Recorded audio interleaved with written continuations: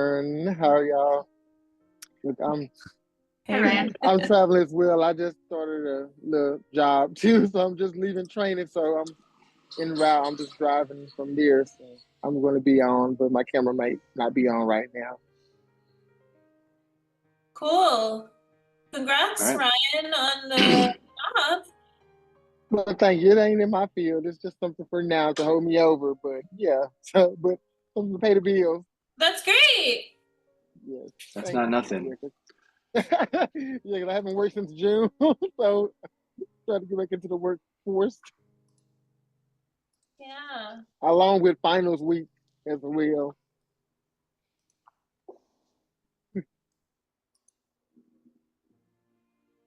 Sounds like a busy week for folks.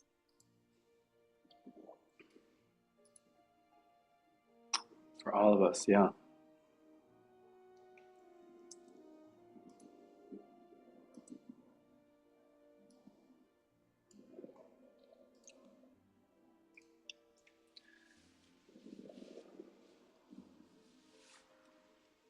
Hi, Kiyomi. Thanks for joining us. Hey, everyone. How's everyone doing?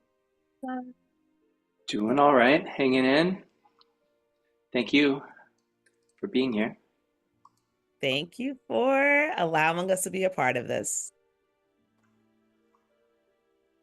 For sure. I think we're people are trickling in. Yeah, should we give it like about 5 minutes, like start at 12:05? Does that sound right, or Roshani, or you let me know? Sure. Okay. Let's do that.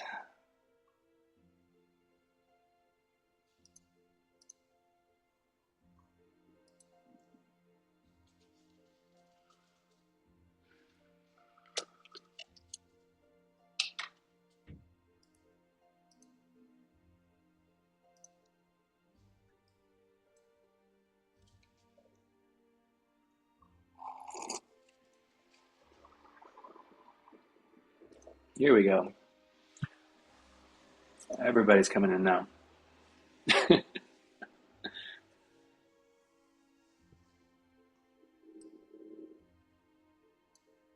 Yeah, I guess everybody else was early.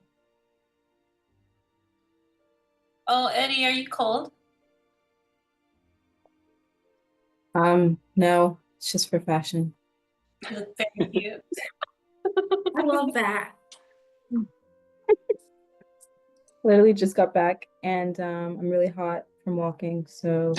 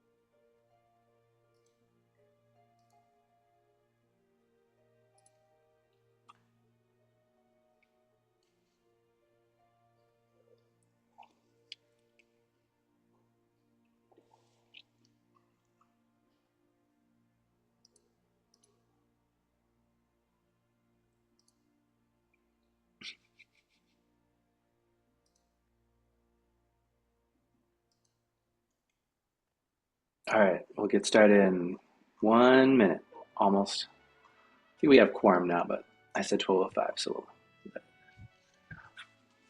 But give you a joke, let me put in my little thing. When Kurt actually reached out to Anthony, I think it was 2018, 2019. And he said to me that he would be selling my kid.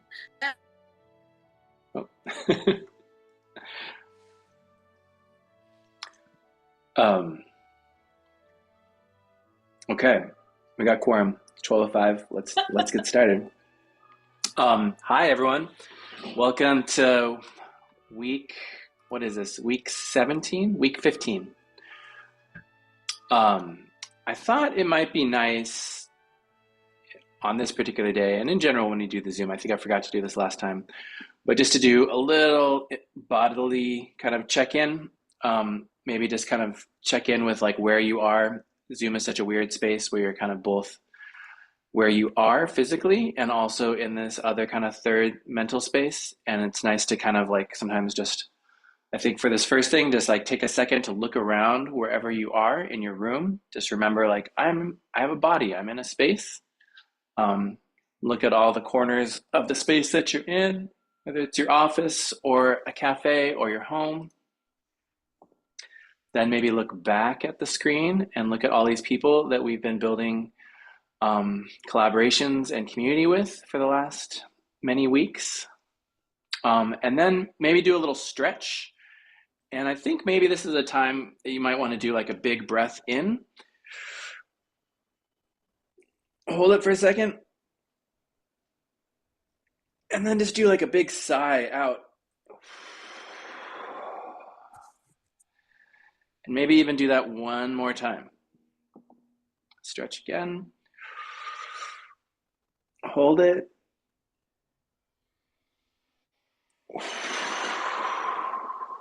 And sigh out. I know that for me and probably for all of you, it's been a week. It's been a real week. Now is always a time that is, I think, always feels a little chaotic and busy. And the world is chaotic and busy.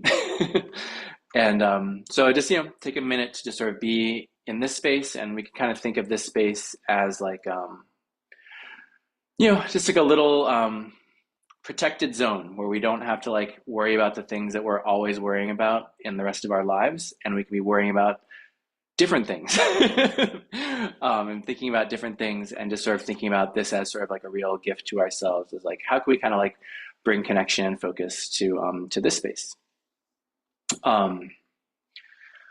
So it's really great to be here with you all and to see you. If you can turn on your camera, feel free to do so. I feel like we're going to spend a little bit of time here in like the large group zone before breaking out into our smaller moments. And we have a special guest who you know well at this point. We have Kiyomi from the Connect. She's on the call for the first hour of it. So we want to make the most of her time. Because we don't always get to have our community partner in the room. So I thought that, there's sort of two things I thought would be really useful to do here with Kiyomi. And just to give you sort of, I guess, here's what I'll say. I thought, I was kind of joking, but really I'm not joking. When I was talking with Roshani about this class, I was like, I think the theme for this class is reality. And, I think that we have our wishes, we have our visions, and we have all the things that we are trying to do with our lives and with our people. And then we also have reality, and there's always these things that kind of come in. And always what happens is a sort of negotiation between your vision and your dreams, and then being able to figure out like, well, what time is it right now? What's the moment right now? And what is possible to do right now? And I wasn't there at the kind of like crit or, conversation last week, but when getting sort of the download again through Roshani, and I hope to get a little more download from you all, it seemed like a big theme that came up was sort of capacity, and thinking about like, okay, this is a cool idea, but how do we kind of like fold this into like what is actually going on in the space and the time that people have and the space that people have, and how do you kind of like make the vision kind of meet people where they're at and figure out how do you kind of like connect it.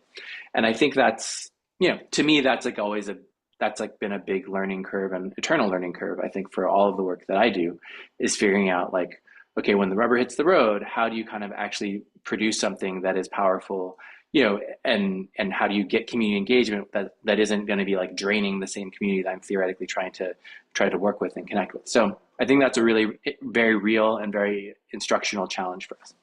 So anyway, I'll just I know I said I was going to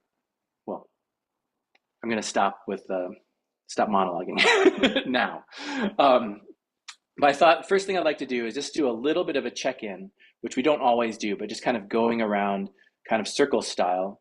And if you feel like I'm just going to call on people because Zoom still doesn't have like a really obvious, I hate that kind of thing where you have to keep on calling on everyone each time, but I'm just going to go around the circle and just be like, okay, next person. And feel free to be like, pass, I don't have anything I want to say. But I'm just curious to kind of get a little bit of a reflection of like what's going on with you this week. I think it's important for us to kind of just connect with people here, like how are we doing in this room? And also just like what was a takeaway or was something that you've been thinking about since this last class? And do that fairly quickly. Try to take 30 seconds, a minute, 2 minutes to do that kind of check-in. And then I thought we would really focus our attention to Kiyomi. And I think there's like some kind of key questions that might arise that we really want to get her to answer and help us kind of like understand more context or more ways, aspects of the situation at Connect so that we can make our work as connected and related as possible. Does that sound good to y'all? Oh, and then I forgot, I just gave you a preview of the first hour. After that, we're going to be doing pretty much small group and also solo work for the rest of the session. So this is really going to be our big group time now. We'll do about an hour of it total. So in that spirit, and I guess I kind of like shared my reflection already for the week and thinking about kind of reality. I'm going to pass to the person to my right, who's actually Roshani. Do you have a kind of just a thought of like what you've been thinking about this week, how you're doing? I'll be really fast. I'm a little fried. And I'm also really held by community, by having conversations with you, Rosten, by the team, by people I'm just meeting that are really interested in art and what art can do. And I think what I've left from last class is art is still possible in community. Do I just go or no, you're gonna call on people? Yeah, I'm just gonna keep on going around. So next I have Sarah K. Can you ask the questions again? Yeah, I mean, one is just like a general check-in, like, how are you doing? What's going on with you right now? And then the second is sort of like, did you have a kind of a takeaway or reflection from the last class when we were at the Connect? I am doing pretty okay right now. I've been up for a long time. My birthday was yesterday, by the way. Happy birthday. Thank you. I'm 28 now. And I guess the takeaway would have been developers only care about money. Okay. Amita is going to pass. Now I have Nicole. Hi. So today I'm not doing so good. I'm so annoyed because I went to this cafe specifically for a sandwich, but they ran out and the weather's sucky. But yeah, that's it. Sorry guys. No good news.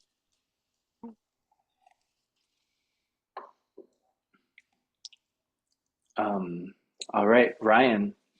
How are you doing? A takeaway from last class.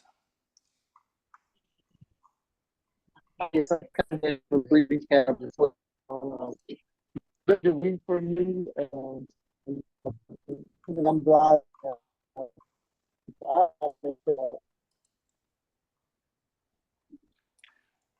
Oh, Ryan, I don't think we can hear you right now. I'm going to move on and I'm going to circle back to you at the end. Next I have Sarah. Hello, yes. This week I am dissociating from the world and thinking about buying a very expensive printmaking machine called a risograph. If anyone's ever played with one or heard of it before. So if anyone wants to encourage me to buy one or to not buy one, both opinions are accepted and welcomed. But I'm choosing to focus on that instead of looking at the news. So, and then takeaways from last week and the previous week are just continuing to think about ways to make things that are beneficial without adding more work, because our goal is to make things easy and to make things work well. So that's my stuff. Seeing a lot of bites in the chat. Thank you so much. Maybe we'll update soon. But that's it.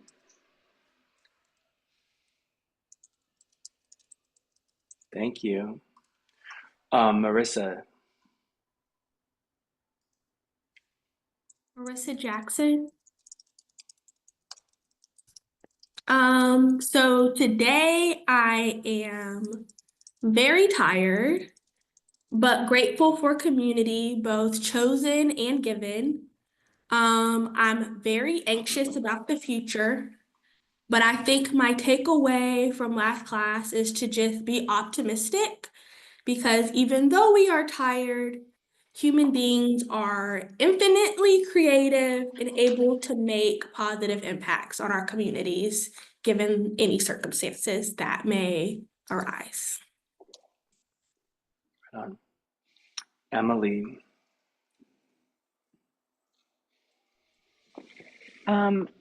I would say I'm in a period of like recovery. Right now, our biggest program for the year finished on Saturday, so this is kind of our like recoup period at work, a little bit less of like craziness. And I think since last week, I was thinking about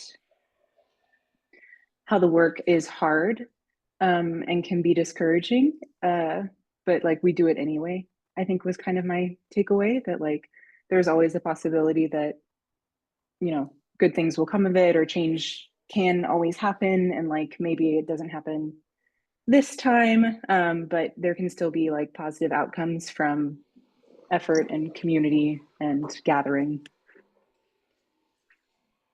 Awesome. Thank you. Now I have Antamil. I would say I'm feeling both fried, same as Roshani, but also very inspired and hopeful. Yesterday we had a very successful final cultural forum launch celebration / party. The community showed up and really shared and were vulnerable and intentional about helping us create space. So I'm really grateful for that. And a key takeaway from last week's class, I guess, is that community is power. So, yeah. Awesome. Charity.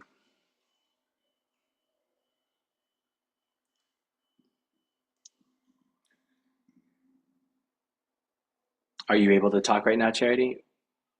Or should I come back to you? You're muted currently. Okay, sorry. Oh, here you are. My phone. I'm feeling great. Honestly, the last few weeks have been like a whirlwind, but continuously art and the power of community has showed up and showed me how amazing it is and why the work that we do is so important. So just grateful. What I learned from last week's class at the Connect, again, just to echo like the room, just the power of community, the power of space, and how it can truly elevate as we build connection and we share knowledge to keep growing. So I'm grateful. Awesome. Eddie.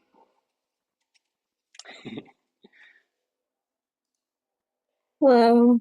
I'm feeling, I don't know.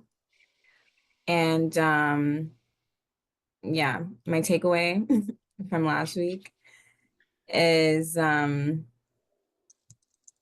like a bit of confusion before you can like actually think about how to come up with something that might be helpful. I don't know if that makes sense. Like, it was really nice learning about all the different, like the guilds and the land banks, everything. But then like at the same time, like, oh my God, literally so many people in this world. And everybody's literally so different. And I don't know how we're all like doing this right now. But there are systems and place to make this kind of thing like, work. So the confusion is just like how to work with those systems. So that was my takeaway. Yeah, absolutely. Kiyomi, do you want to jump in on this round? Yeah, so I'm feeling hella optimistic about the revolution, right? Like I've been thinking about Fannie Lou Hamer a lot. I've been thinking about Zora Neale Hurston. I've been thinking about James Baldwin. I've been thinking about my own ancestors. And it was kind of like, sis, get your shit together. Like, I'm over here moping around, and I've been thinking about those folks and my ancestral lineage and like what they have endured and what they did endure just for me to be right here in this space and time. And I know that what they endured was not for me to be moping around and be in my fucking feelings. So I am optimistic about the revolution. And yeah, that's it. Right on. Maria. I think I share in the gratitude. I think that was a big takeaway for me.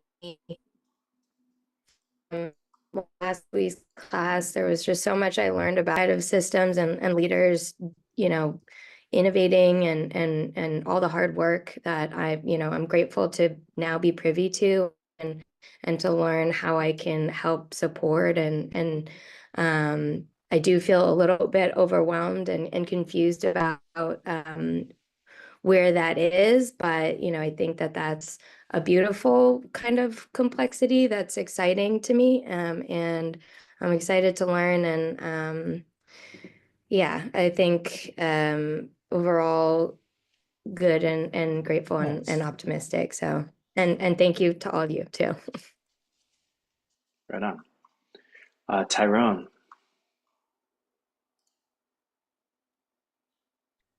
Hello. I think that Kiyomi said a lot that resonated with me as far as being optimistic about the revolution. Um, One thing that she said that was going to be my commentary about kind of the project and my feedback on that. My biggest takeaway from her last week was how significant and how important it is to listen. Um, and so that's what I'm excited about in particular with this project with the Connect, how we took that advice and applied it to kind of the projects that we had in mind and just refined it based on that active element of listening, which is what I think is missing. Also, I think that that last week was another example of what can happen when people don't listen. I think that the results from Tuesday and the culture around just this season is a reminder of what happens when we don't listen. And I think that walking into the Connect and seeing the library that's dedicated to a victim of,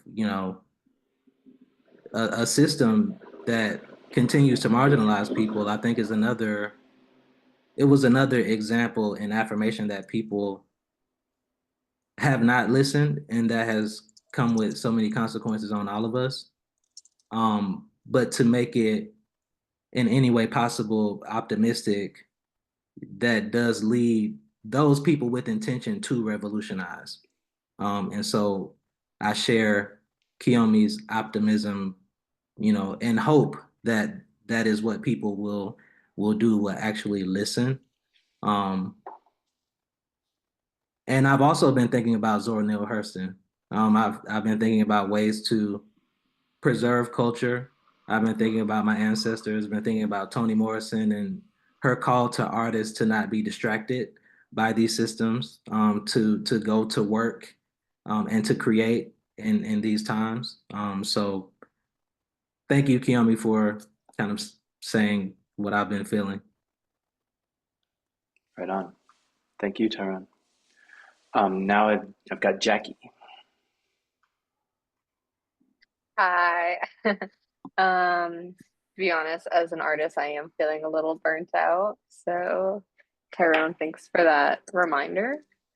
Um, Feeling a little existential about my path, balancing my love for art and its important impact through service, as well as like taking care of myself in a very practical way. So takeaways. A takeaway from last class is that question of like, what is sustainability and what does that mean in like theory and actual application?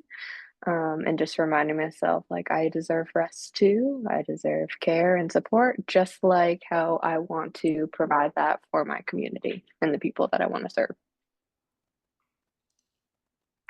Great. Haven. Hi y'all. Oh, okay. Sorry, I haven't talked in a second. I'm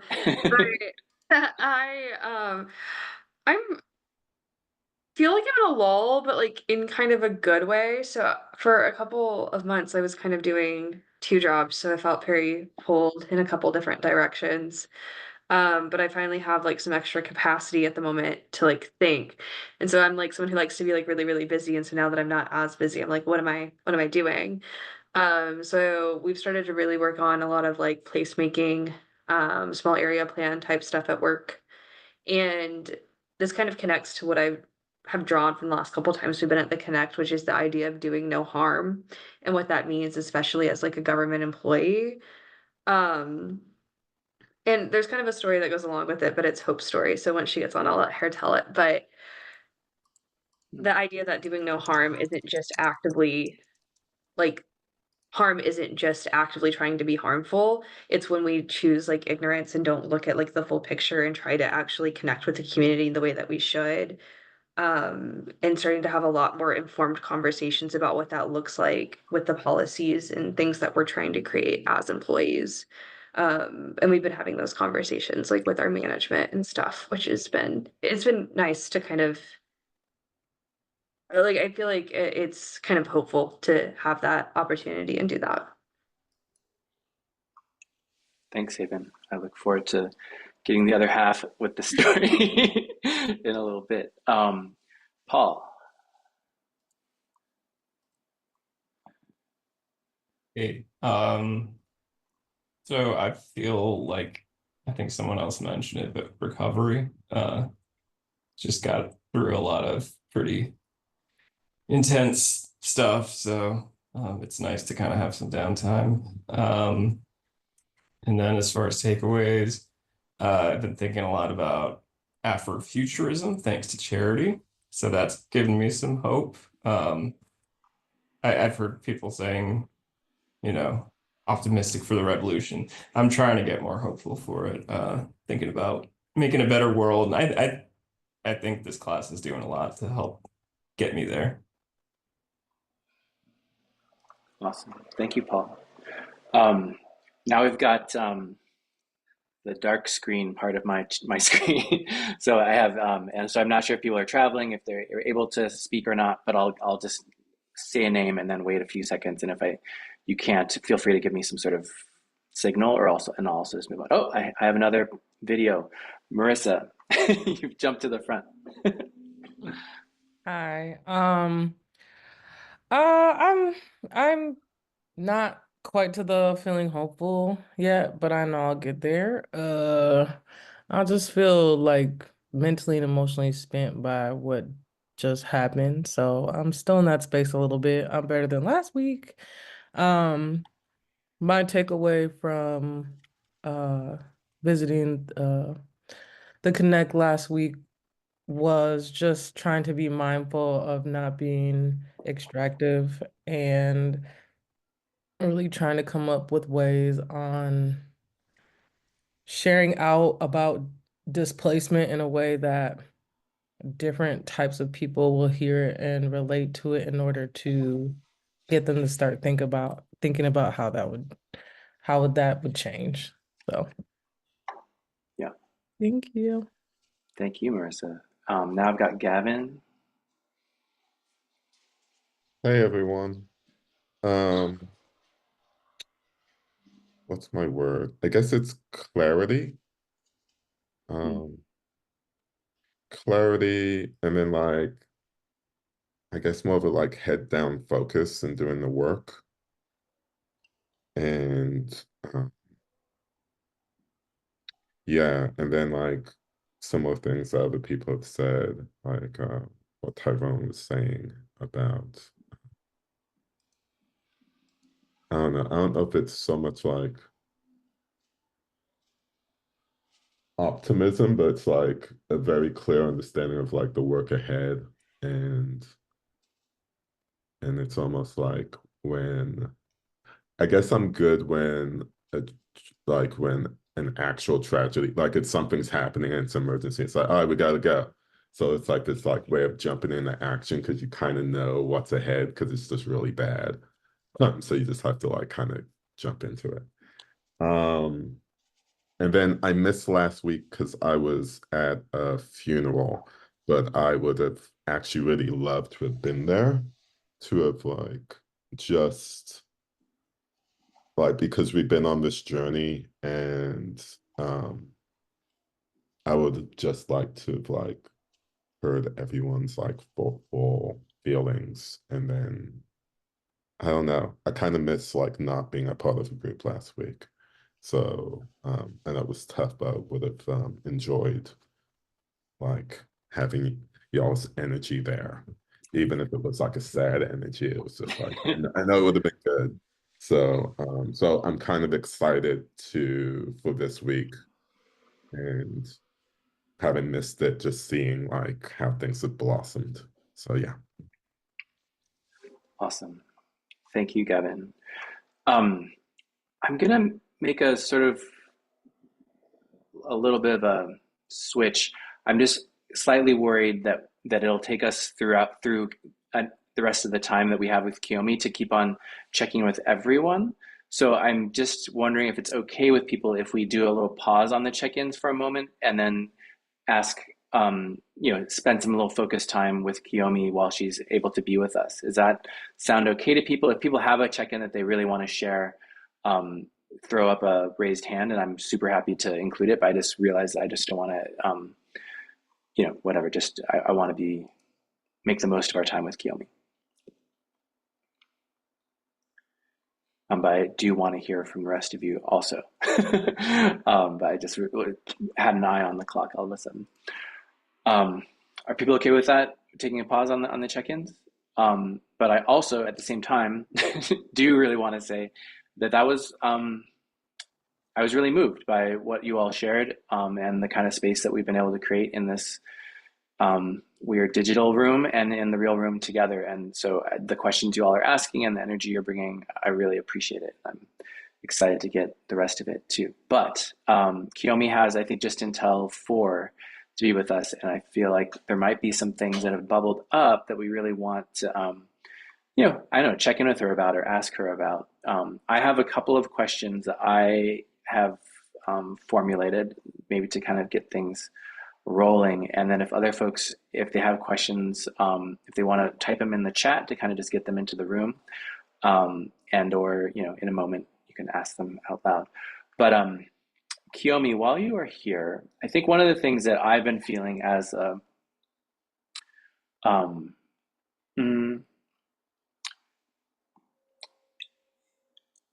it's not exactly attention, but I think that there's on the part of this group, I think there's a real interest in really engaging with the Connects community and really finding ways to spend time with, get input, co-design with, and or even just be able to have like kind of any kind of direct interactions. At the same time, there's a real sense that like people's time is limited and there might be better or worse ways to do that, to actually really engage that community. So I guess I had a question for you over the next couple of weeks, are there moments that to you feel like these are really good? I guess there's one is like, are there moments where there are things that are happening at the Connect or in the Connects community that seem like this would be a really great time to engage with this class and the people in this class? And second, if there are other ways that maybe are not event related, like whether it's putting some sort of a sculpture or a poster or an object in your space that feel like this would be the kind of thing that would really work for our community in terms of being able to connect the ideas and the projects people are working on in this room, and the folks who are part of the Connects network, is my kind of first question. I think the question of engagement with community right now through the holidays is a little stuck. I will say we did have I think 4 community members at last week's session. And so I think that was really great. I think when it comes to engaging community, just I think the thing is to I've seen a couple of members from the cohort be present in the Connect. That's invaluable. Just because we gather or corral community up to say, we want you to meet folks here with this cohort. They don't know y'all, so they're not gonna really feel like very open to, to like talking or whatever. So I think in the span of everyone's time, I would say from now through the holidays is real snug for everyone. And then I would think I would just kind of like maybe like think of what would the objectives be for meeting with community, and then maybe we could just try and maybe kind of like identify some of those folks and or maybe help with trying to connect with members in the space to be able to ask, some of the questions. If there is a question, maybe there is a poster with a QR code or email address for people to be able to send feedback for. And so, yeah, those are just some of what my initial thoughts are from like now to the end of the year. Every event that we have at the Connect is right now to the end of the holiday season. We have shops on Saturday. We have Ujama Fest. Those are moving things to themselves, and not sure if there would be the capacity for us to kind of like pull community aside separately, but definitely would encourage folks to come to those events. And I hate that I can't remember the folks' names, but just as I've seen people from the cohort actively being in the space, that's a great way to kind of build relationships and to be able to talk to folks that are, already there having coffee and things. Great.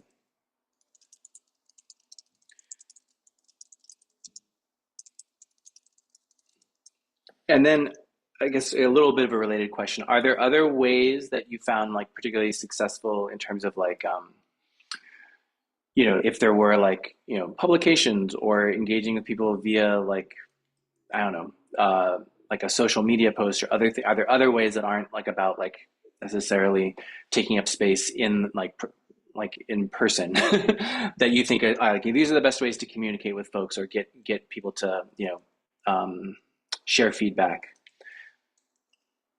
I think it depends. Like, say for example, if we were sharing feedback about maybe an art installation that caused harm in the community, you would want people to be there in person. Right. So I think it just kind of depends on what the objective for the feedback is.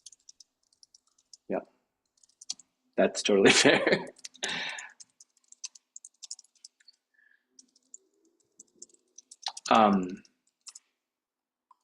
I don't know if other folks in this room have specific questions that they would like to kind of get Kiyomi's thoughts on while she's here.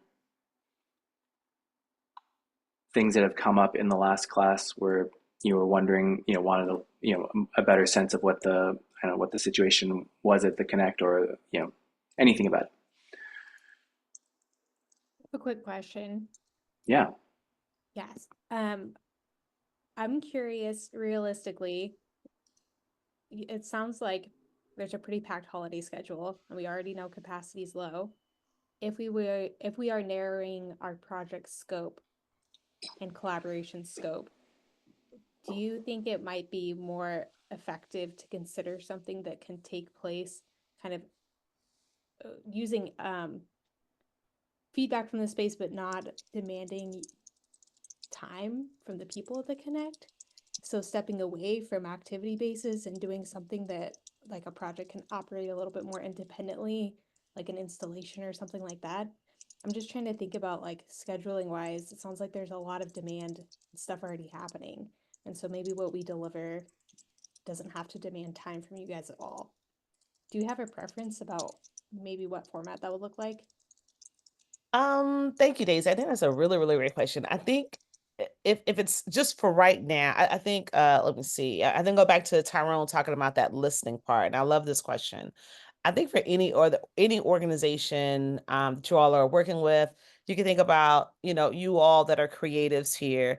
Typically, when you have a project, you may have that briefing of the project, and you may have 6 months or a year, to complete it. And so you're able to kind of build in time for the community engagement, for all the things that you need. And so I would just say, if there's something that you all feel like is going to need to be, or that you would like to be implemented from now till December, then that would definitely have to be something that would not really rely on probably our time and capacity.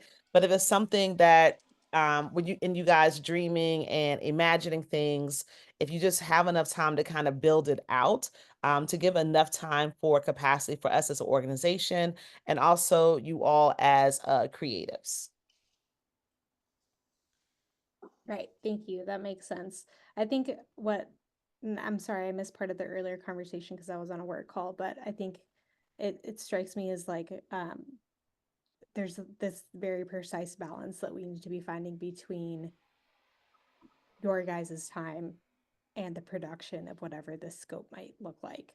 And so I think like when we had our conversation and my team had talked about doing an event, it was like even just the demand of going to a particular event, even if it's only for 1 hour, sounds kind of tight.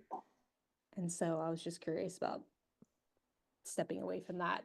And again, Daisy, if it's planned where no one should be planning any event that happens within the next, like 30 Right. days, whatever, right? Just for your success. If you plan it out where, like I said, we could talk about, this is happening, in 6 months, or a year, there's enough time to like build it out. Daisy, was your group the one with the quilt project? Yeah, we were talking about a summit, but it's Yep. it was And a little so loose. I mean, that's a really, really great idea. To be able to, I think, execute it in a way that's restoratively intentional, plan. Right? Like plan, have the dates so that if we know for 2025 this is happening, that we're like, we know how much time we need to kind of plan. We need to know that, hey, that's something that probably shouldn't happen at the end of the year. It should happen probably, during a period of time that we don't have any other events. It would give us enough time, to really plan and to create a strategy. Yes, that makes sense. Thank you. Mm-hmm. Awesome. I have a question. Oh yeah, Roshani, go for it. I want to get back to the reality of things. So, Kiyomi, this class, let's meet the moment. This class is full of all of these bright, creative people.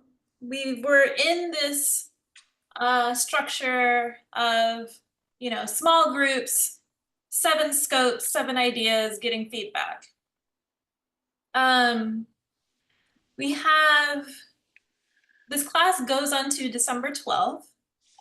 This portion of the class goes until technically next Thursday, and then after that is Thanksgiving. What would be helpful for you, not even thinking about like plans or strategies, are we like planting a seed or something for this group of people? We also have a budget. It is tied to specific things because it is federal transportation dollars. But I think what I want to like get out there is like, what would be interesting and helpful or useful within the next couple of weeks with, I think we have $2,000 that we had for this budget for this project. And we have all of these people and we have class today and then this week and then class on Thursday. So I'm curious if anything comes to mind since you've been in this process and we just like, you're also doing your own thing and also like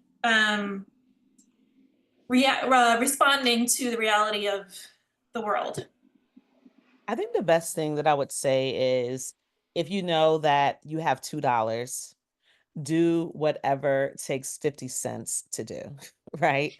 I think that's the reality that creatives, people on this planning call, that's a very real thing. So if you know what the budget is, I think as a collective and everyone that is on this call, look to see what can you really show up for community with the budget that is available.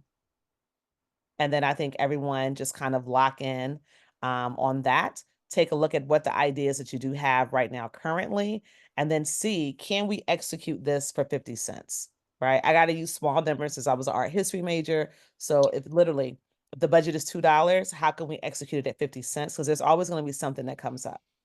So look at everything, each person's idea that they have, collectively look to see everyone come together and to see what can we really execute in a way that is really shows that we really care about community and how we really show up the way we need to.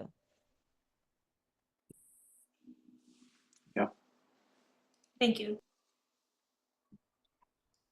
I have a question about the creation stations because we did have two projects that looked at how to launch those two spaces for the use within the community, and I'm just curious from your perspective, like what does a successful launch look like or feel like, or what kind of needs does it address, and like I guess what is the gap right now that you can name specific to those spaces? I think the gap right now is, as a team, we looked at that first quarter for us to dedicate just some brain space for it. The gap right now is figuring out pricing structure for community that is something that is a restorative price that makes sense for a community and for us. And then there's a big gap, I think, what I shared in that last session around people's data.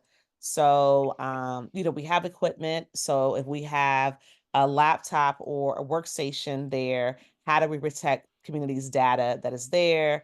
And the more and more we got into that capacity wise, it was just one, great that we did have the conversation to kind of figure out those are some issues, who has responsibility for that. And so the gap is around bringing in all these additional, each thing that we bring in, each amenity for a community requires some additional energy. So for instance, we have podcast equipment inside the Connect right now. We actually spent money, excuse me, training a couple of our folks last year to be able to use it. And then it also became, well, some community members may not want to take on the idea, the concept of learning how to use this podcast equipment. So then it also means that our team members would have to also kind of be responsible. So I think one of the biggest things is it is this beautiful space to dream, but just the logistics that go with it. And we definitely know that if we sit down and kind of really, really, really think about it, it really won't be until after the King holiday, probably, for us to sit down and kind of work through what are some solutions that are, one, affordable to protect data, also to be able to train community. And so I think those are some of where our gaps are, each thing that we already have. So like there's already some equipment that we do have. What does it look like when people are sharing spaces? We even, for our Wi-Fi, our internet system, Wi-Fi with Comcast, we were like, oh, we're gonna have to go and make sure that we select this particular package to make sure that if people are online or downloading things, that they're not downloading things that are not safe for community, right? And so each thing was like, oh, and then we got to do this and we got to do this. But I'm really super confident and excited about having that launched.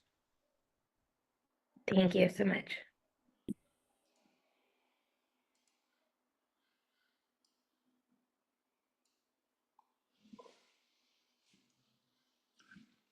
Any other questions? I mean, this is also a time, I mean, and just a reminder, this will be our last little moment with Kiyomi before we kind of go into our own like little worlds of creating.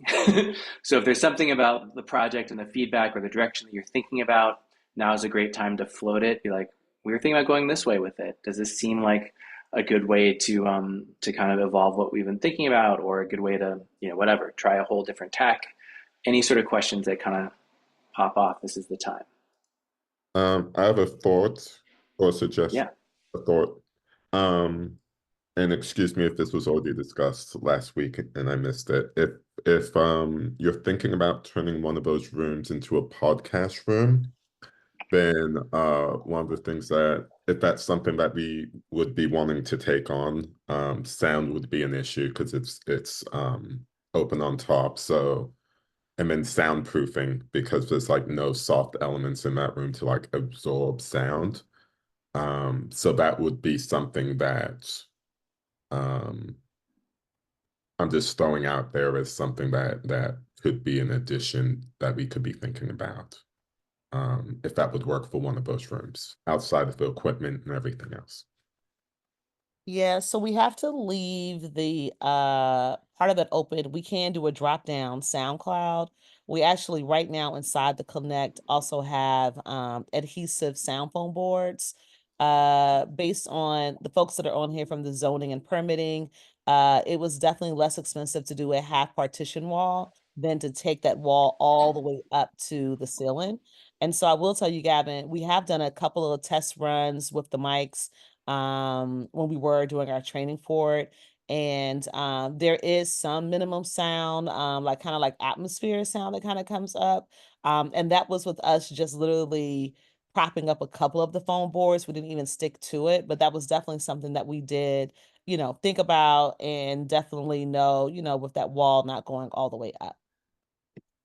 And did you guys think about when like podcasting is going on, what other activities are going on in the rest of the space to help mitigate with that sound? And would that be something that, as you're thinking about scheduling, like how the scheduling system works, would that be a piece that would be helpful to incorporate in?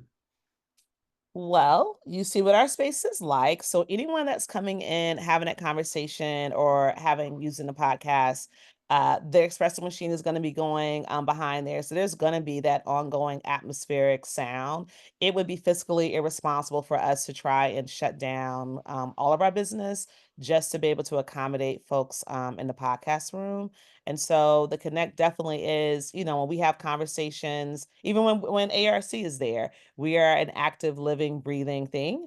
And so, yeah, we've done it. We've had the conversations. When Rose Scott was there from WABE, the espresso machine was literally still going. And when you go back and when you hear that recording, it's just like there's always going to be that kind of community atmosphere. So people that are looking to come into our space, maybe if they want to schedule it earlier, in the morning, when it's not as busy, but we would not, it would just not be fiscally responsible for us to try and shut down everything to try and mitigate the sound. So people coming in or wanting to use that space would definitely know that, the Connect is going to have all the feels of community kind of in that, in that atmospheric kind of background sound. But thank you, Gavin. I appreciate you thinking through. And you sound like you're a sound person. And some of my favorite people are audio people. I am not a sound person, but I'm friends with sound people and I love music. So yes. Yes, absolutely. Well, I can tell you we have some amazing microphones, Gavin. We got some amazing mics. I'm excited to see them. Great. Okay, everyone, this is our last 5 minutes with Kiyomi. Here's your moment to ask any burning questions you have or get any of her wisdom. She's got a lot. I have a question for Kiyomi. One, did any of the prototypes that we presented last week, did any of them really stick out to you the most that you really wanted implemented or you felt like would be great for the capacity that you have right now?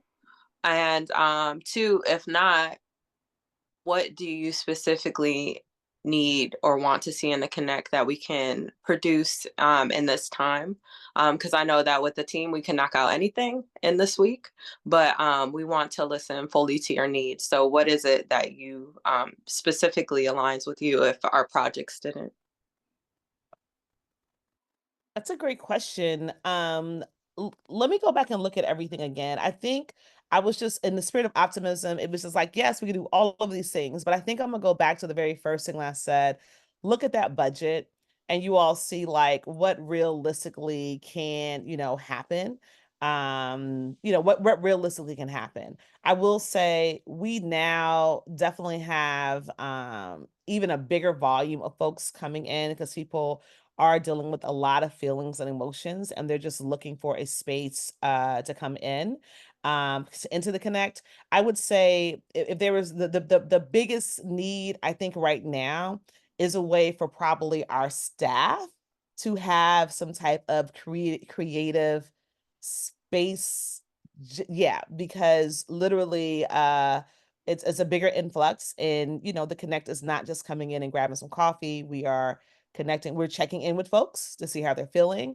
And it is this beautiful thing that is happening, but also it's a lot on our staff because that means that maybe we can't get to an email, we can't get to the things administrative that we really need to kind of get to. So I think when I think about a need right now for our staff and our team is just for them to have some spaces of just, I don't know, some creative moments to be able to debrief and to download. We even talked about with the creation station, we just said this yesterday, like it really might be that one of these rooms just needs to be dedicated to our staff, because I know I came home today just to eat, because I know at the Connect I wouldn't be able to, even if I did bring out my lunch, it would probably end up being cold because we're just in the space of doing community, all the time. So I would say that might be something that I'm going to probably look internally,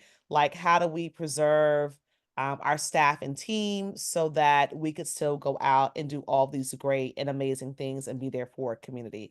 But I think that was one thing, but then it was, how do we navigate something that community that we've all talked about creating this thing, and then also recognizing that now that the Connect is open, that we are just more than a barista or a programming person, because we could work an 8-hour shift, but sometimes that shift looks like it's 8:30 or 9.5 hours. And not that we're forcing anybody, but community is literally happening in real life in real time. So I would say if there is something to think about, how is there something for staff to be able to rest? Or just, I don't know.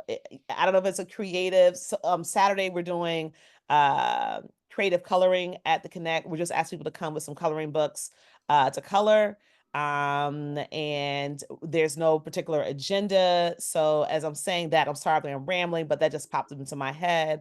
I know that also involved us having to go get crayons this week and asking our friends that have, that are artists, that they have like downloadable sheets, for us to print out. Then we got to get to the printer. So that is something that we're doing creatively for community, that if you all could think through what that looks like, that could probably be something that we could execute immediately. And yeah, so that's Saturday from 10:30 to 12. We're not really sure who in community is going to show up, because we literally just put that out there as our response to what's happening in our space. So Charity, thank you for answering that question. I'm sorry I went all around the world just to get across the street, my dear. Thank you. Thank you. That's fantastic. I mean, I feel like everything you just threw out there just sounds like such great seeds for this group to kind of to grow and think on. Any last questions? We have about a minute before we want to allow Kiyomi to pop off if she needs to. I think Roshani has her hand up. Sorry. Oh. Does anybody? Sorry, I wasn't sure. I wasn't sure that was you. You got to be like. No, but I just also, is there a student that? Is there any other question? The one thing that I want to ask is that in our last project we like built something sculptural, right? And so we had that was partly because there were fabricators on their site, right? So in thinking through this for the Connect, are there people that, they might not be fabricators, but people we can work with in this project that would benefit from it too? We would pay them and would benefit the project and the Connect as well. If there are people in mind in your community, I think if you could just text me or something, or just thinking about that broader network too and how we can invest in them as well. Sure. Thank you. Awesome. Okay. Thanks, Kiyomi, so much. We will be obviously in touch after this class and over the coming coming weeks, and quite possibly sooner than that, if it turns out the group is excited to kind of jump into this possibility on Saturday. But I really appreciate your I don't know, the forward thinking, like, because as I've often said in this group, like, we're going to be able to do certain things in 4 or 5 weeks, but a lot of these things might be, start relationships that last much longer than that. So thinking about what we can produce now that ends up being something that, it finds its fruition when people have the time to engage it in the new year, I think is a totally fantastic direction as well. And I would just say, keep connecting with community, right? Keep connecting with, if some of you all, said that you just, discovered the guild, just discovered the Connect, creativity happens within communities. So just keep engaging. And I think all of the ideas are amazing. Do not let, this one cohort based on time or a budget really put a damper on what those ideas or the innovation is. I think everyone had super well thought out ideas. So please keep those tabs open in your brain and continue to just dream, right? The Connect was a dream 5 years ago with the empty building, and we're celebrating being half a decade old, right? So keep dreaming. Even beyond this cohort, the Connect is going to be there. So please stay connected with us. I would so love to know what's happening with your projects and things, what is happening with you creatively. Please share your projects and things that are happening, because we are going to need art so much. We already did need it. We're really going to need it right now. Okay. Am I seeing everyone next week? Is that virtual or in person, Roshani, for next week? It should be in person. Okay, got you. We'll see you all next week. Thank you. Okay, bye, Awesome. everyone. Bye, Kiyomi. Thank you so much. Yes, and everyone, don't forget to breathe. All right. Sorry for that kind of like weird scheduling. I do want to finish going around and doing a little bit of check-in. I know it's hard to like kind of reset back into that, but I think it's important to let folks, to just kind of get those things out, and those reflections are really important. But I didn't want to lose our little minute to get little pearls of wisdom from Kiyomi and get that, obviously just she knows the Connect better than literally anyone. So getting her some time was important. I think that I have folks in, shockingly, it seems like the same order. So I'm going to keep on calling on folks. I think because you turned your camera on, Stephen, you popped up to the front. Do you want to share a little bit what's been going on with you this week, and your reflections either on what just happened, things that Kiyomi said, or what you were left with thinking last week? Yeah, for sure. Hey, everyone. Yeah, I mean, like everyone, has kind of been a weird couple of weeks. Recently with my work, I've been continuing to have conversations with community members. We had one earlier this week that was really interesting in that essentially no one really attending the meeting knew what the meeting was about. Like as far as like they were kind of invited through the church. So it was really kind of a cool, refreshing conversation to have with people who weren't like super into city planning and super into bike lanes and everything, very important things, but like real people who are like just listening to their concerns and their problems and thinking about how we can help them out. It definitely connects with the Connect, about how they do a lot of work with people and folks across the city and in their neighborhood. So just really hoping that we can kind of be supportive. Someone said earlier, kind of, and it's been mentioned as well, just not to put more on the Connect's plate, but kind of be, create something that can be supportive for them. Is an exciting challenge. I'm really looking forward to it. Unrelated, this morning I waited in line to get a free card for free ice cream for a year from an ice cream place. There was the first 100 people got free ice cream. So this week's going to be different, everyone. It's turning around, I think. So yeah, one free small cone per week. Yeah, so hit me up if you want to check out Handles in Midtown.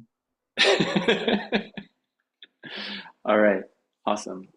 Hiroko, got you next.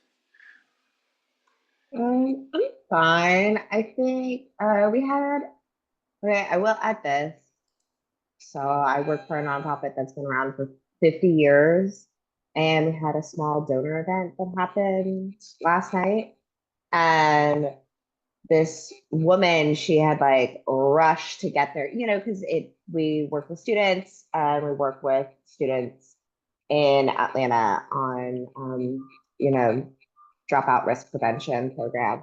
And she like rushed to get there because she's like, I was a product of this and I continue to donate and I continue to facilitate, me and my own job. And it was just like beautiful to see it being so cyclical between being like that there were current students there and then there have been, these people who have had various jobs there and moved up through the organization and been there for like a decade. And then, this woman who was like, and I was just like you, and now I'm here, and her make that like, tremendous effort. And yeah, again, it kind of just like echoes like we're all just like the capacity is so limited, right? We're just all so strapped. But I don't know, it was kind of like a really inspiring event. It was just to say thank you. And just to invite people to the office, but they felt very like it was all a very moving thing. So yeah, I think that's where I'm at. And I have a show this weekend. Anybody wants details, email them. Yes, please. Can you put them in the chat? Okay, now I have Nicole. And then after that, wait, there's two Pauls in here, but you already went Paul. So after that, I'll have Anna K. I'm gonna pass. And again, feel free to pass if you don't have something you want to share. That's okay. I just want to make sure we get to everyone to have a chance. I'm gonna pass to Anna K. Anna K. I'm sorry, what am I supposed to be saying? So the prompt is just to say, how are you doing? And then also just like, what was your big takeaway from last week? We're just kind of finishing our check-in. So yeah, I've been a little burnt out and on edge all week. I just came back from a transportation conference via van pool. So it was like a very long ride from North Carolina. And I had to get started on completing several outstanding projects or tasks today. So yeah, my head is a little all over the place. I think from last week, what resonated was just the importance of community and continuing to empower them and invest in them, even if the government or the developers don't care. So yeah. Yeah. Kelsey.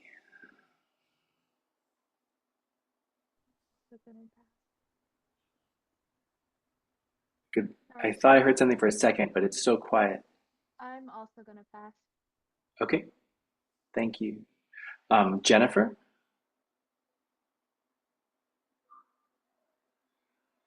Hi.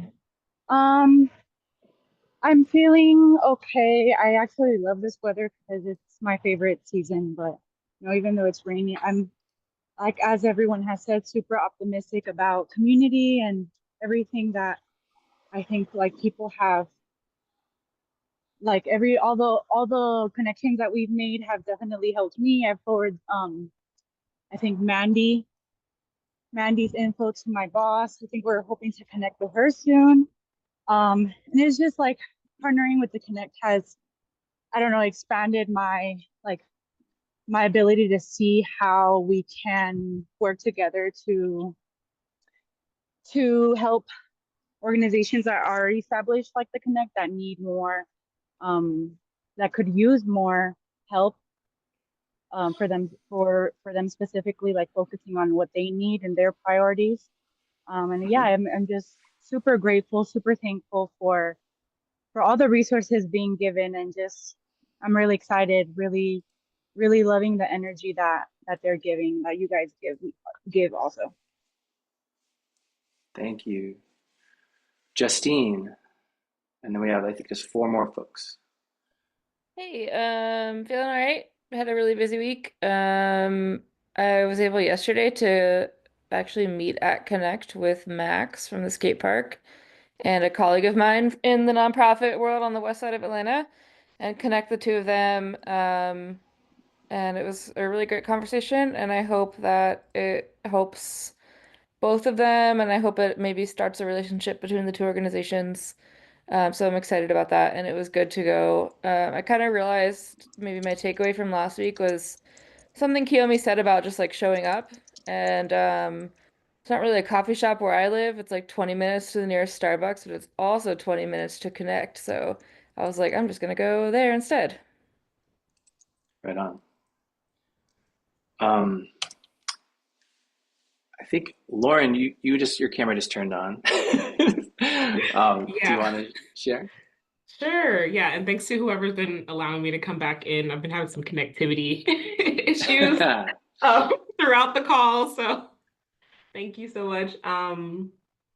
Yeah, I'm in a space of I've been really appreciating the art of everyday life.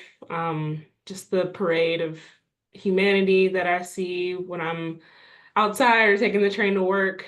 The animation of my family, the just I've been held recently by some by the words of some of the authors that I've been indulging in. So Adrienne Marie Brown has her new book Loving Corrections that I've just been really face down in, and rereading Restless Resistance, and also looking into What If We Get It Right by Ayanna Elizabeth Johnson. So just really looking into books. There are many others actually, but I'm looking at books that remind me of the magic of imagination. And they remind me to be present and anchored in my community and the local work that I'm attempting to do. Yes, shout out to the book club. I'm down. Um, yeah, and I'm just kind of gratified by the positive presence of my dog right now. I'll be honest. I'm just focusing inward and looking at my community right now. And last week, I really appreciated being reminded of collective economics and the power that that holds. It makes me want to dive a little bit more deeply into that.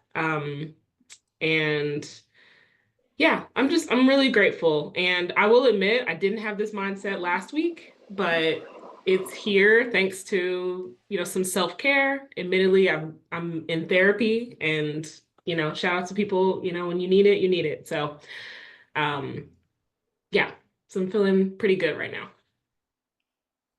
Thank you, Lauren. I think we have Daisy, and then Aisha, and then Erica. I'm gonna pass on the personal check-in. Sure. last one was like super beautiful, and I love that though. But I do want to share just like a quick takeaway from last class. We were chatting, my group was chatting, and I think that we were talking about this concept that in some ways parts of this class feel like a pressure to create and produce, and that parts of that are inherently extractive to the communities that we're working with. And through that conversation, I started to feel like a little bit better about the fact that like it's really okay just to be here to learn, and that the partners that we are working with are providing us an opportunity and an insight that we might not like. They're providing that space for us, and although it's us working with them, we're also the recipient of this as like a gift. And I think that helped me step out of a space where I was like I don't know, feeling like the demand of this as work, and was able to kind of start thinking of it with more flexibility. So I appreciated that shift in conversation, being able to share that with my group. Thank you, Daisy. Aisha? Hey, I feel curious. I'm curious about that risograph printer that was mentioned earlier. I never knew what a risograph was until I just Googled it, and I am intrigued. So thank you, Sarah, for mentioning that. And just a takeaway, I guess, to stay on the lines of curiosity. Just very curious about the work that the Guild and the Land Bank are doing. I had no idea or knew anything about land banking, and so it was really interesting to learn about that, and learn about how community can be a part of and Right on. Erica, aka EL Creative. Oh. How y'all doing? I don't know. I'm exhausted, but I haven't really been in class, but I'm here today. I'm just like all over the place. That I love the Connect though. I love everything that it offers the community. I'm excited for their 5 years. I know when they first opened, I painted the first mural that was on their building. So I'm very familiar with them, but I've been working hard for 5 years too. And I feel that when you say like the pressure to create, I just needed to relieve some pressure because I feel like I got a lot of pressure on me doing this work. Just like even just being in this class, being in my job, and being a creative placemaker, placekeeper, starting programs, and just doing too much. But that's where I'm at. I'm exhausted. Nice to see y'all. Appreciate that, Erica. And I'm sure we all feel that part of ourselves also. I think now we have Hope and then Rebecca. And that's it, I think, unless I missed you, in which case throw up a hand. And Hope, you were put on the spot to tell the other half of a story that Haven had told. So I'm not sure if you were in the room when she said that. Oh, no. Yeah, I'm grateful everyone's talking about the need for rest, because I accidentally overslept during a nap that I was taking between work and this. And so I missed that. But thank you for warning me that she might have already told the first part of the story.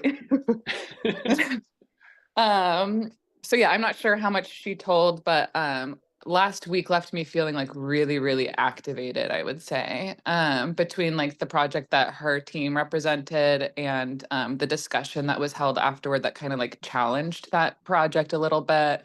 And the discussion that the Connect had about like Roshani reaching out repeatedly and like really demonstrating that she really was like a partner that wanted to be involved. Between all of those things, like I just like kept really like reflecting on myself, like, am I part of the problem, you know, or like, or is my team part of the problem, even when we're well-intentioned? And how can we make sure that we're not only not part of the problem, but we are actual true partners to people who need us and are supposedly the reason we got into this. So like very long story short, like we have a long range planning project going on in Gwinnett County, and we just recently did a tour of the site, and one of the parcels somebody had marked as like an abandoned church, and it just didn't look abandoned to me. It had like some flags up that looked like maybe like it was an Ethiopian church or something. So I challenged it, and at the bus ride when I brought it up, like the reaction was lackluster. People kind of just blew it off. But I then kept thinking about the class. And on Sunday, I just decided to go and see if I could get in touch with them and see if they had a service. And sure enough, on Sunday, the church was popping.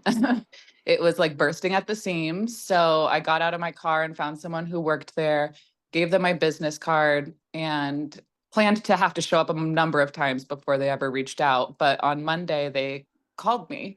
So I got to talk to them and let them know, like, hey, just so you know, the county's planning some big thing over here and they have you marked as abandoned.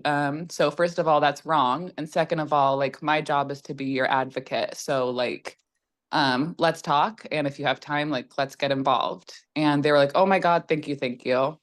Then so they're going to get involved. They're going to be doing an interview as a stakeholder interview, which previously had only like been composed of property owners.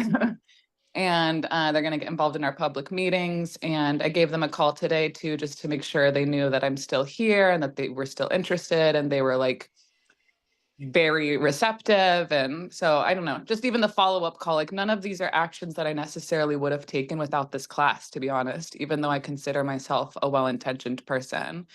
And like, I can only do so much. I'm only one person and this is just one church, but like, it's showing me that this class is making a difference in my life and hopefully making a difference in someone else's life. And like, I know Haven and Rebecca are also really activated, and like, I don't know, sorry, I'm going on and on. It's just, I'm really excited about this class and like about our team at Gwinnett, because I think we have the ability to like actually change the way that government does things if we like really keep our own feet to the fire. So yeah. Right on. Thank you, Hope. That is, I don't know, that's very moving for me to hear too. So thank you so much. Rebecca, you are going to close us out, unless you want to pass. Hi, you guys. Good afternoon. Yes, I was also very moved by Hope's story. And I appreciated the proactiveness that this class encouraged her to obtain. For me as well, I've also found the class very rewarding. I know in my own professional life, I've taken more consideration to how the government shows up for the community. I feel that in my own day-to-day, I really just do like rezonings and special use permits and whatnot. So it doesn't feel like I have much to work with as far as, you know, changing systems and all of those really grand things. But this class taught me that the way that I was really looking at community was kind of just like serving them and helping them through the process, but much in a way that Hope's story showed. I feel like there is this sort of ignorance that the public like doesn't know, and I feel really driven now to kind of like bridge that gap. I've always felt called towards that, but like I feel like I definitely have more tools in my arsenal to be able to go about making that happen. So yeah, I definitely have all the hearts for this experience. So thank you. Amazing. Thank you, Rebecca. Have I missed anyone? Make yourself known if I have missed you. Okay, I think we did a full circle. That was awesome, truly. This is a really special class, and I'm really moved by how much you all are taking it to heart and really allowing it to be something special in your life, which is just, that's, as a teacher, that's all that one can hope for. I think that, okay, so I think we're about to take a break. And when we come back, we're going to go spend some time in our small groups, and really kind of get our heads down and think of like, what is it that we want to be doing in the next couple of weeks, or whatever, however, in the time that we have, and then we're going to spend a little bit of time in just kind of like basically doing study hall together, like working on things together, using this time to actually kind of move some of those projects forward, then do a little regroup, and then we're gonna part. But before we do this first break, before we go to our small groups, I kind of want to pick up a couple of themes that came out of, I think, some of the stuff that Kiyomi was saying, and I think, so I think just some reflections that came to my mind as many of you were sharing.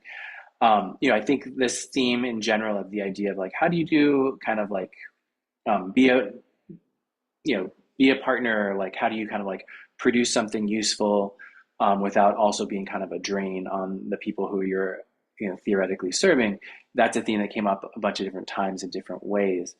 And I just want to kind of add a little bit of a loving provocation on that, which is that, I think something that Kiyomi said just at the very beginning was sort of like, oh, I'm feeling like really, amped up for the revolution. And I think there's like got a surge of energy there. People are like, yeah. And I think, one of the things I take from that kind of framing is that like, you don't do the revolution for someone else, you do the revolution for yourself, for everyone together, right? So I think one of the ways that we can think about how do we serve a community based on this partnership doesn't necessarily have to be, here's something that we made for the Connect. It could also be something that you learned from the Connect that you're like, I need to bring this back to my planning department. I need to bring this back to my zoning desk or whatever it is. Like figuring out some way to take this experience, turn it into some kind of like something that feels like it gives you some closure and also a way to remember it and communicate it to other people, and that might mean not producing something that has to be like in the Connect space, but in one of the communities that you inhabit. And in a certain way, I think of that, if you think about Kiyomi's orientation towards like our collective liberation, our collective revolution, that is very much in line with like the model of like, what would it mean to serve this? So just trying to throw that out there is like thinking through like, what is the next evolution of your project? It very well may be something that like, this makes sense. I want to put it in the Connect. I want to work with that community, but it could be, I want to take one of these things that have really radically challenged the way I think about how I do my job or something like that. And like find a way to kind of make a publication or a thing that communicates that outward or elsewhere. So just something to think about before we take a little break. I want to open a little space since I just like did a little spiel. I want to also open a space if other people have other thoughts, reflections they want to kind of throw out before we break. I want to leave a space for that.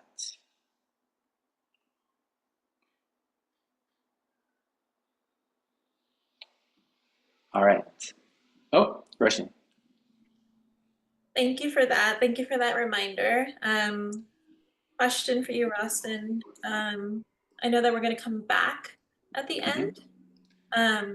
In that coming back, will we have a plan for what next week will look like? Will we have a plan for what next week will look like? What do you mean? Like, will we talk about what next week looks like in this week? Is that what you're saying? I guess wherever the groups get to, will we? Because I think Kiyomi is expecting everybody to come back on next Thursday. So yeah, what are we gonna do next Thursday? Yeah. I mean, tell me if I'm off base here, but my sense is that we're gonna try to make things in this next week.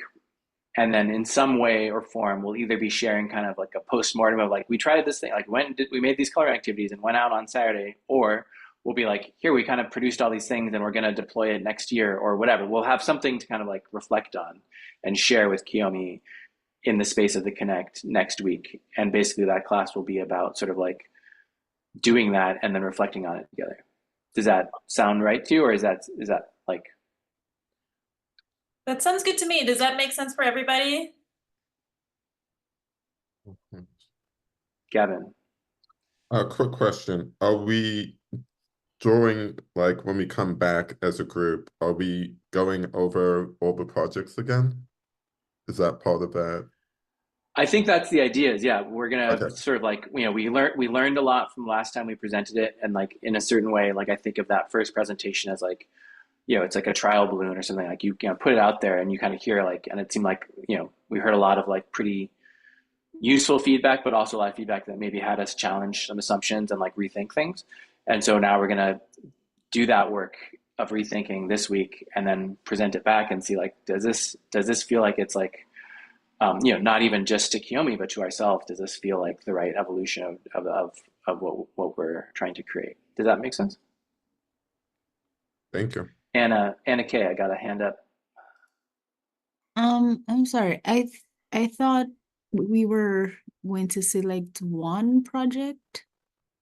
So I'm a little confused. Are all the groups going to move forward with creating the project and presenting all of them to Kiyomi? Yeah. Yeah, so I wasn't there at the class last time at the village where like it all converged into like a single project, which is like fine with me if that happens. Like, but that's definitely not like the arc that we're expecting to have happen each time. So I was imagining that, yeah, each group would kind of figure out together like how do we evolve what we started or rethink it, and then we'd be representing it. So that, you know, the default in my mind is that, yeah, we would continue. We would do 5 or 6 groups. There'd be 5 or 6 projects presented again. I'm totally open to organically people deciding like we want to merge these 2 projects or we all want to do one thing, but that's not necessarily like our goal or my goal as like how we move forward, if that makes sense.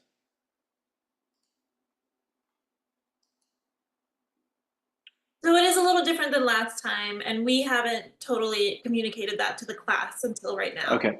All right. Sorry. No, that's totally fine. Yeah. But it is kind of like with the sense of like meeting reality and where it is and what's possible, what's the best use of time, what are people interested in, and what are people have capacity in, including our community partner.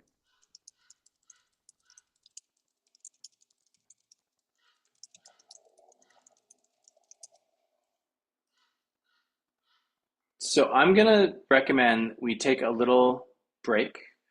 We'll come back in the large group for a second, and I'll give you all prompts and like try to be really clear about like what exactly is the kind of like expectation of like what the small groups kind of do, and then we'll pop into our small groups, and then we'll come back out and process a little bit before we go into this kind of like a workshop time.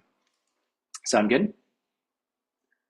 But the main thing is that right now takes 7 minutes. Come back at 4:40, and then we'll go into our groups. Thank you, Rosten. Bye, y'all. Thank you.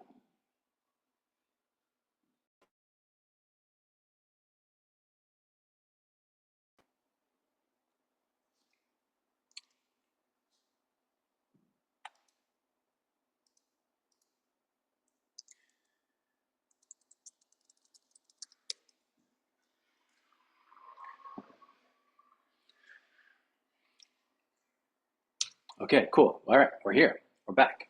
Okay, so now we're gonna get out of this big giant room and go into our smaller, more intimate conversations. I wrote down a prompt that I'm gonna put into the chat, and I'm also just gonna read it out loud. And I'll also put it into the Rise Up pad and all those sorts of things. So basically your prompt is this. You know, so given what you heard last week, I know we talked in the checkup, I'm kind of going off script here, but in the checkup, it came up a few times, this idea of listening and like the importance of it and kind of like how radical that act can really be, of like really hearing what what is going on, being aware of like the context and what someone is telling you. So, putting that together of like what you heard and experienced last week, and kind of like in response to these ideas we kind of like sketched out, and also what we heard this afternoon, what can your group produce in the next week or so that would be responsive to what you heard, and provide some kind of embodiment of what you've learned or a closure to your group's exploration. So I think one of the things that's very clear to me is like the idea of like actually being able to like work with all the Connect community, during Thanksgiving weekend is like maybe not the most realistic thing. That the timing is really snug. There are a couple of things that Kiyomi kind of put out there, this coloring thing on Saturday that seemed like this is ripe for some kind of creative engagement, but it's not like we're probably going to be able to produce a full event or something like that in the span. So thinking about that, it's like a prompt is sort of maybe also that, maybe what you produce is a refined version of the idea you presented last week, or it might be a total rethink of kind of like how you might achieve the broadest version of those goals. So it could be a plan or a framework for an event that might happen in next year. It could be an activity that responds to this kind of specific kind of coloring session that Kiyomi threw out there. It could be some sort of object or a publication or a media piece that helps you communicate or hold on to a lesson that you learned at the Connect. And the audience for that might be yourself. It might be your planning community. It might be another community you work with. It doesn't have to be the Connect itself, but figuring out some way to kind of hold on to the things that we've learned here, I think is going to be a really valuable thing that will give us a way to take, I think, I forget who mentioned this, but sort of like, if we really do think of like, the Connect is providing us a service, helping us to kind of like think through things, and by being this kind of partner, it doesn't have to just be that like, and then we have to make something for them that will kind of validate what we're doing. It's like, how do you take a lesson and how do we kind of make that into something that's portable and that we can keep with us? So those are some ideas of what that might look like. But the main idea is to try to be responsive to what you heard. And talk about that in a group. Is this making sense as to like kind of what the group would talk about? Somewhat medium. And I guess what I'm trying to say is that it's a bit open-ended. It's not, I don't feel like you need to be like, well, we had this idea that we presented and we're just going to work on autopilot and refine that. I want you to have a kind of more open-ended sense of like, what is something that we can kind of like produce either as a plan, a prototype, a model, or even as like kind of like a short-term engagement that will actually kind of embody the lessons that we've learned. That's the kind of freedom I'm trying to open up for you in these small groups. What I thought I would do, which is, maybe this is a weird idea, but I think last time we sent you into small groups, we were doing this thing where we were just kind of like randomly dropping in, and I felt kind of weird about that. Like I was like a hall monitor or something, like I was like checking on you. And instead, I'd rather do it sort of like, we're going to be around. I'm going to put my phone number in the chat. And if there's a question you have that you're like, oh, I wonder what Rosten would have to say about this or whatever, text me and I'll just drop into your group and we can chat, and then I'll pop back out. So I'm not just sort of like randomly showing up and making you feel like, messing up your groove. So does that all make sense? Okay. I'm going to send you all into your groups, or I'm not going to. Gina's going to. I'm putting my number here. I'm going to put it in the Rise Up pad. I'll put the Rise Up pad in there too. Hold on a second.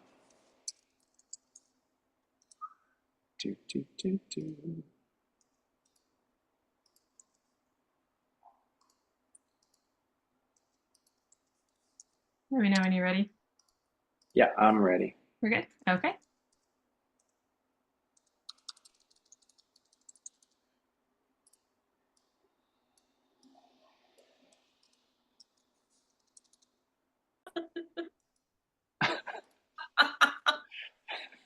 Don't laugh too hard. Come on. With you. Welcome back, everyone.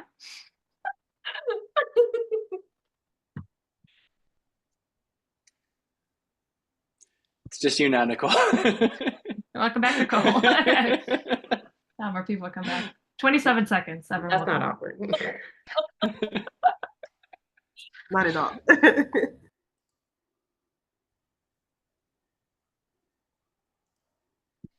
Hello, welcome back. Here we come. Okay, 5 seconds.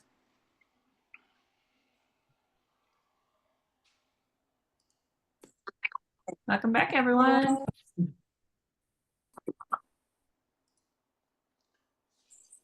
Okay.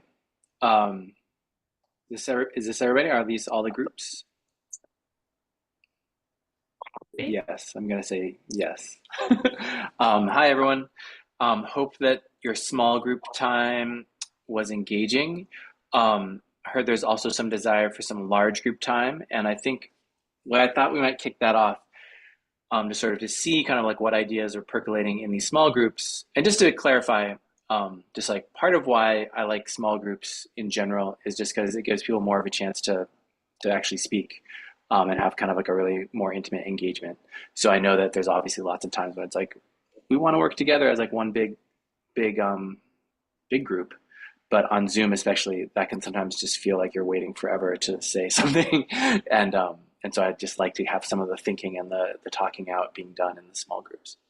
But now we're in the big group, and I would love to kind of hear report backs from what is it, the 5 small groups, sort of like where they're landing, what direction people were feeling like going in with the feedback. And it sounds like there might be some ideas about like, is there a way to kind of do some more convergence like we did with the skate park? Perhaps, or perhaps not. We'll sort of see where people are landing. Any group want to start? Or we could go, I don't know if people kind of identify with the number of their group, but we could go in like just numeric order too.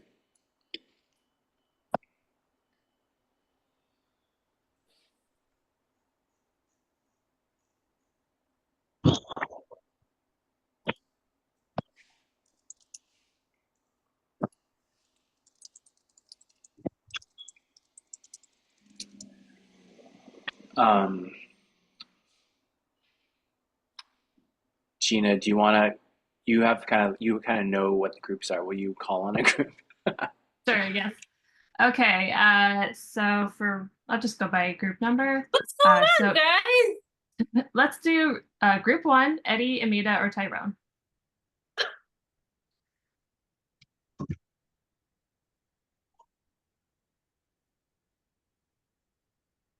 Okay, so are we just like presenting what we talked about?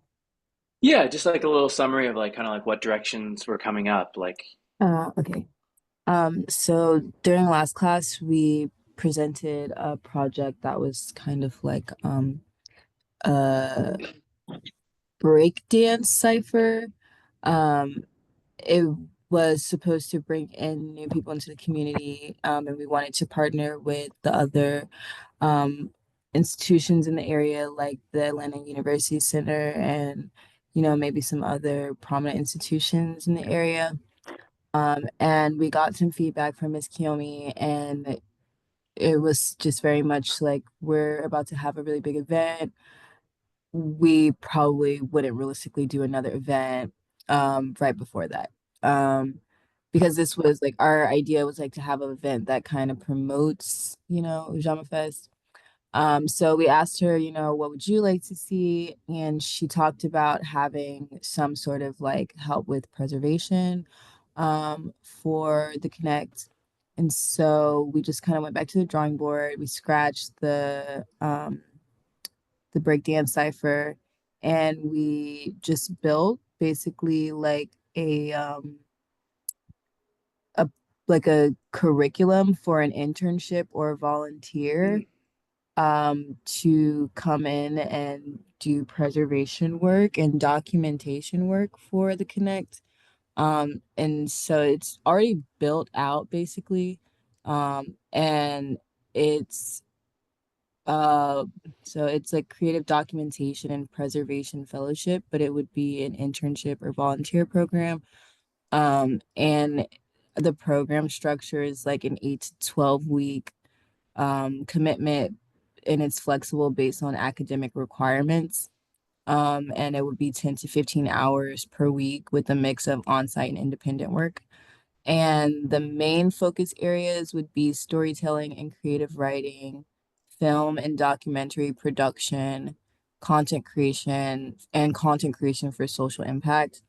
And I spoke with Lyric when we were there last week and asked her like how she would feel about that, and she kind of shared with me that she's the one who runs all the social media, so she runs the social media and she's working, you know, behind the counter at the cafe. And she said that that would be really beneficial. They also have two separate Instagram accounts that she's managing. So the 404 Grounds Instagram account and the Connect Instagram account. So she's kind of just doing all of that work on her own.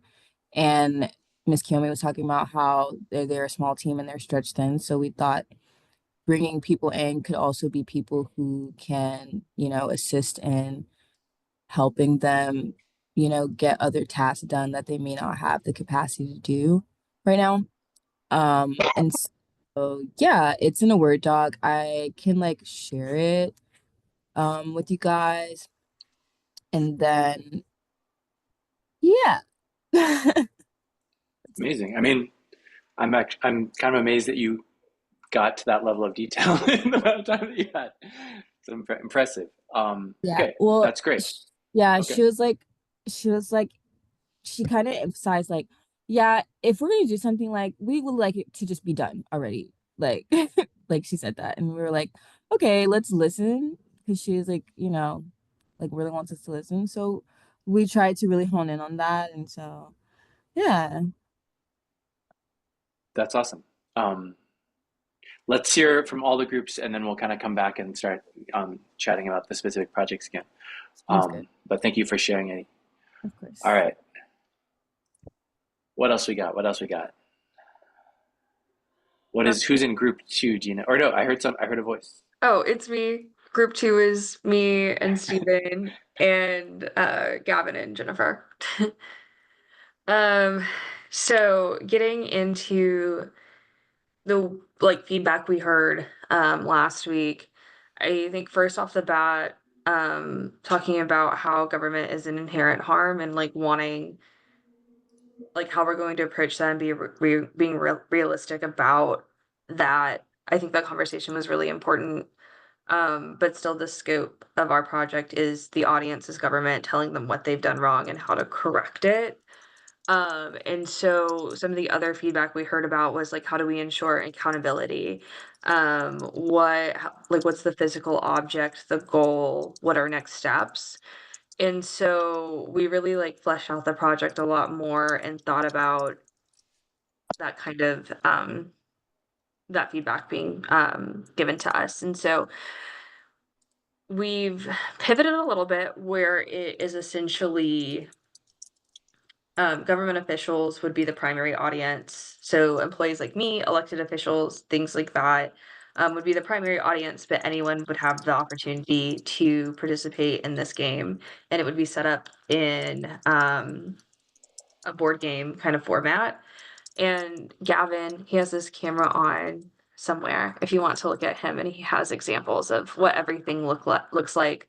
So I'll let him explain like what each of the pieces are real quick, and then we can hop back into how we move through the game. Wait, you all did this in the last 25 minutes? I don't like this is amazing that people are We didn't okay. Yeah. But still, I mean, the rules completely impressive. written, but we have a general idea. Great. Okay, so the participants in the game. Hey y'all. Wow, big camera. There we go. Sorry, I was attempting to spotlight you. I thought that might be a little easier. Except for when I looked up and it's my face being spotlighted. All right, so the first one is the rabbit, which is the renter. This next one is the real estate developer, which is the fox in a business suit with a briefcase. Then you have the minority-owned small business, which is the smart owl. Government officials and staff, which is the floating head. Think of Rick and Morty. Then the community leaders, which is the hand holding the person supporting them. And then last is the mirrored cube, which Haven will discuss. So those are the pieces. And So this have words on it for each of the sides.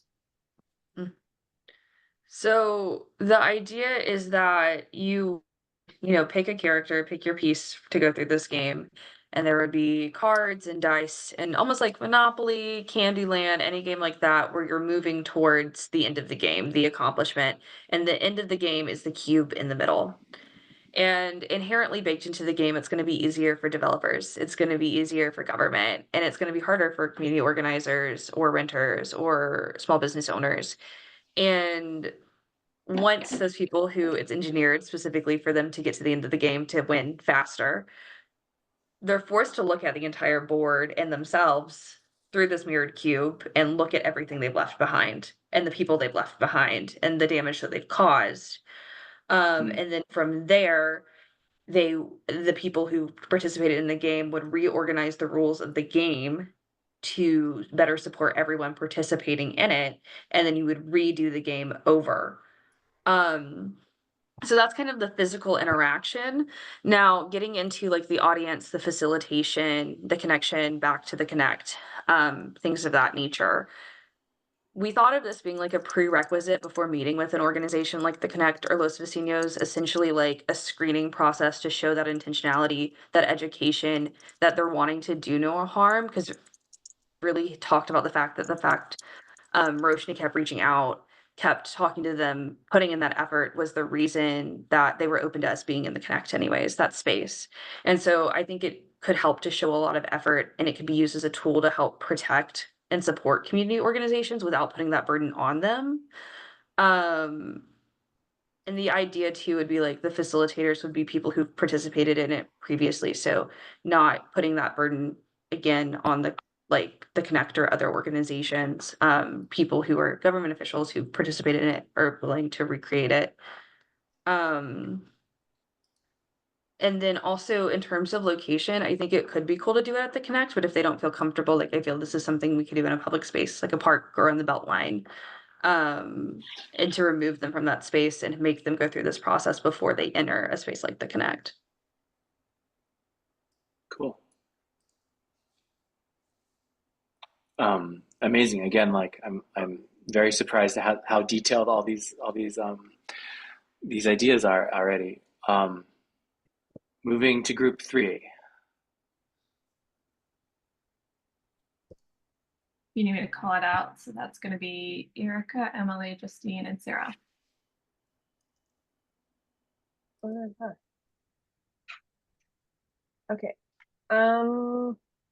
I can go.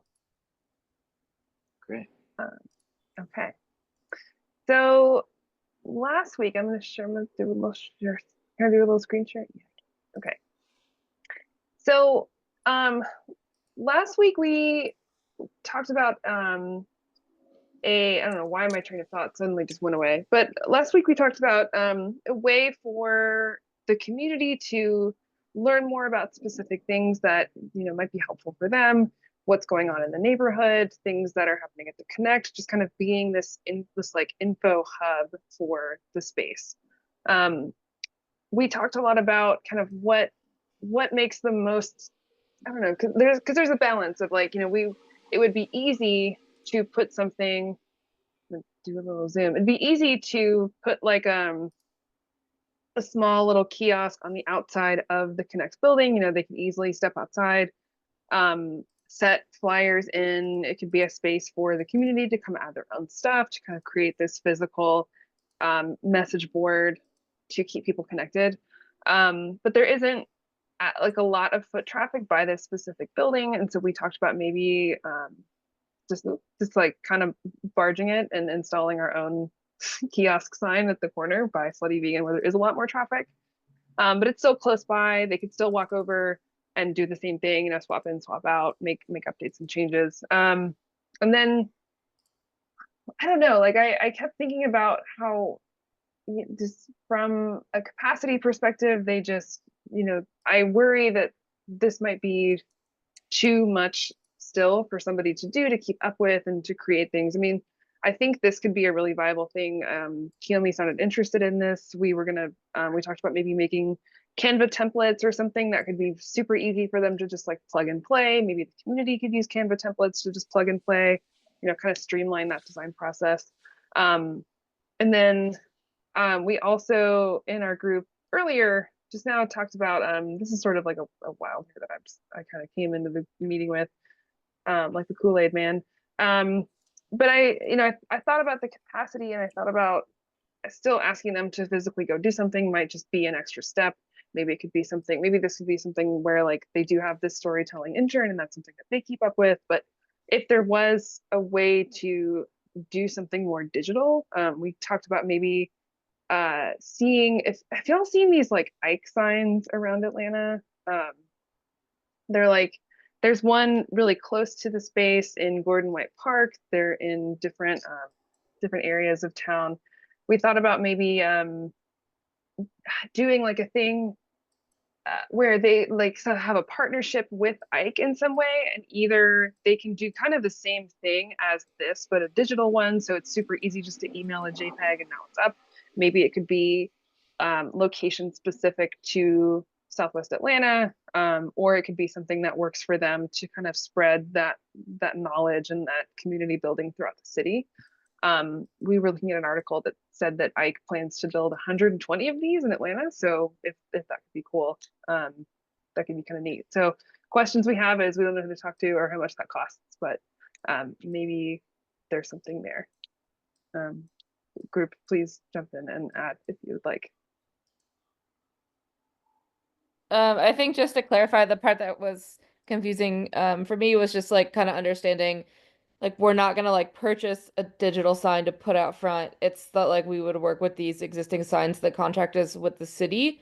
Like the city of Atlanta owns these 120 signs around the city, and then we learned that they're geotagged. Like they pull up stuff like related to the area that you're in. So I think that when I learned that, it made a little bit more sense. So yes. We don't know if there's going to be one any closer to Connect or in Westview specifically, but like obviously there's some that are nearby and close. So it just seemed like a cool idea. It's possible we could do both things. We could have a bulletin board on the front of the building, and we could also pursue this digital angle. It just seems like what everybody is interested in. Great. Okay, let's hear from the last, is it 2 groups? And then we can get into the more, okay. So we can. And the chat is going off, by the way, for folks who are not connected. There's a lot of information going on over there. FYI. So group 4 is Charity, Hope, Lauren, and Nicole.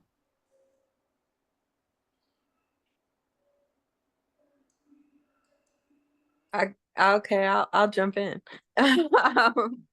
So last week we presented like a collective dreaming space that was in their creation stations, a space where they could like rest and decompress. And I think after just listening to Kiyomi's feedback, that aligns with maybe not the full collective, but maybe just for them personally to debrief creating one of those rooms. So we would still love to align with that idea, and possibly even integrating like signage where that they could put up where they could say, you know, their the employee is taking a break. This is time for their rest, time to recruit. Even possibly integrating the idea of how they want to color, and color is their therapy.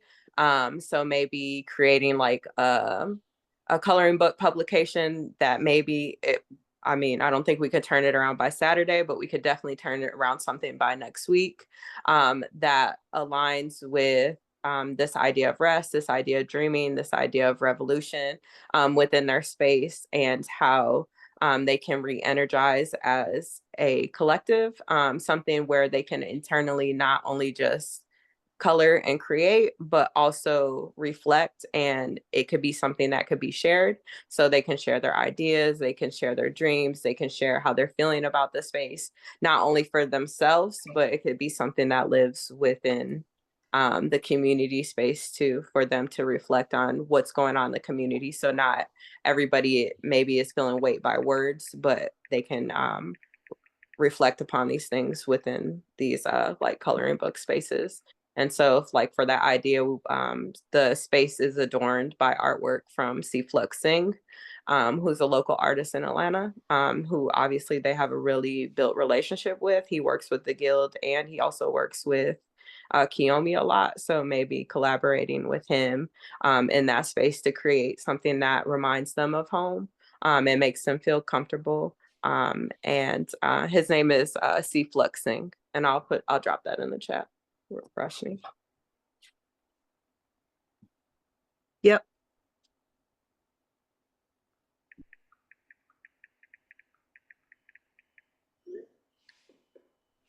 Oh, and to add, we also had some thoughts around providing care packages for all the staff.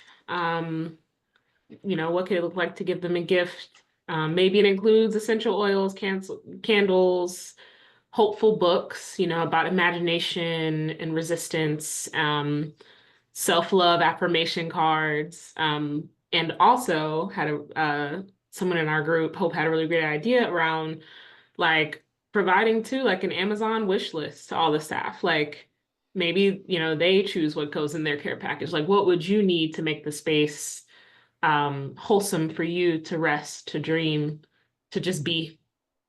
Yeah. That's it. Awesome. Okay, I think we have 3 more groups. Is that right, Gina? Sarah's answering email. Which group just what? Group 3, right? Let's go. 4. It was group 4. Group Yeah. 4. Okay. Okay. So the next is 5 out of 7. So this is Maria, Marissa with 2 S's, and Nicole L. Okay, I'm also gonna pull up a slideshow just because it helps me a bit. So our group, the original scope was to come up with some kind of internal decision-making tool to help distribute time and resources. So we opted to focus on how folks could book time in the creation stations. And we presented, you know, a Google shared calendar idea that was connected to folks creating profiles that would give more visibility around the community members. And then, you know, we got some feedback about like, oh, this could become like a community dashboard. And it was very digitally driven. And so we spent time over the week, like, you know, thinking, okay, they use Wix. Could we build this out of Wix? Wix does have those capabilities. But then we reached out to the Connect to see, you know, does this make sense for the stage you're at? We didn't get a response, but I think intuitively we were all feeling like that's not the most fun project, 1, and 2, we don't know. And, you know, I think there's a different purpose we could serve at the moment based on everything we heard. And so, you know, we came together and kind of extended the vision to this idea of how do we infuse the idea of collective ownership into these shared spaces. 1, to help serve individual purposes, because, you know, those are small rooms, you're going in there primarily to, you know, to work on your own work, but then also to make sure that we're keeping this idea of collective dreaming, which I think Charity and her group also, you know, did a great job of coming up with ways to bring that collective thinking into the rooms as well. So, you know, we kind of came up with a few ideas, again, just to bring the collective into this kind of individual space, and make sure there's like, we're introducing like some a framework to make it sustainable and also collectively owned and cared for. So we came up with this, very simple booking system. We got away from digital, and it could just be like a simple dry erase board, and if that doesn't work, then we can go back to the drawing board, but at least it's a launch pad to allow people to book the room. And then, we throughout our conversations, we tried to navigate, like, how do you know if somebody's, booked it but didn't use it, and what if they're booking too much time, and how do we make sure they're not using too much of the printer, et cetera, et cetera.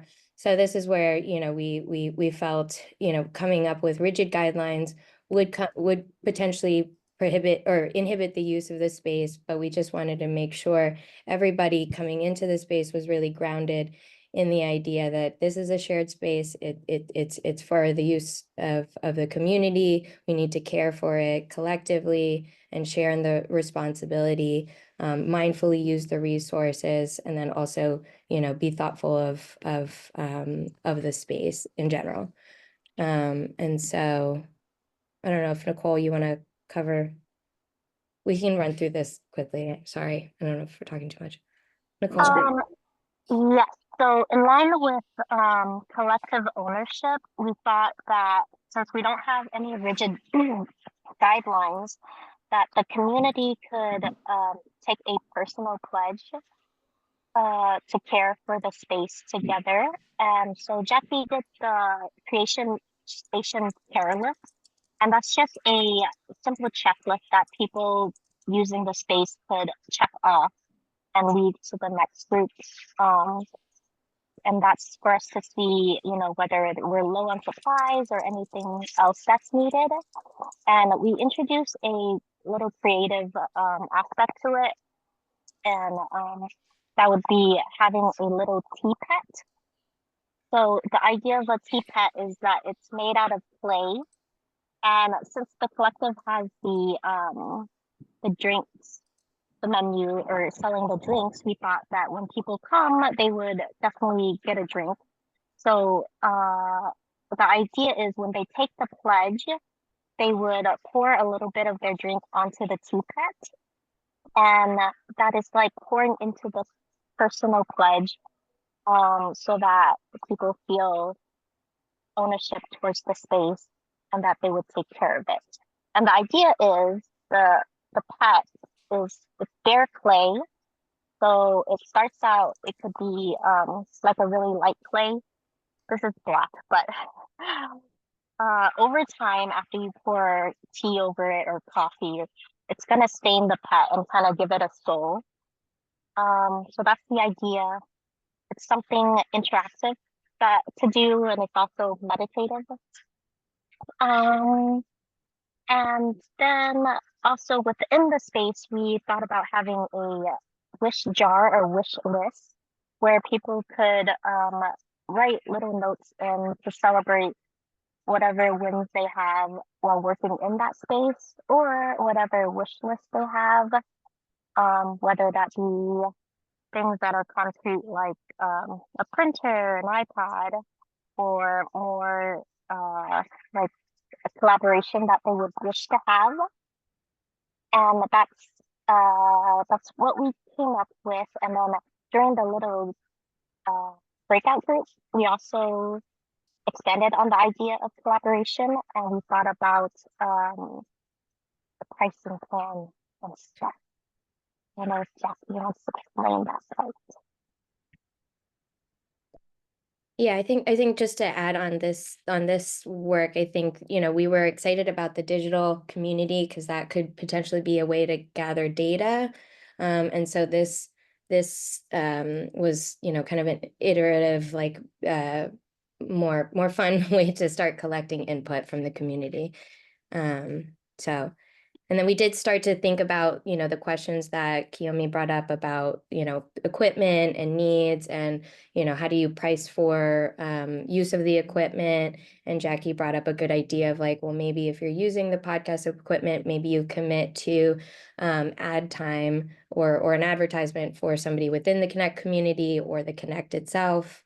And yeah. So I don't know if Jackie or Marissa want to add, but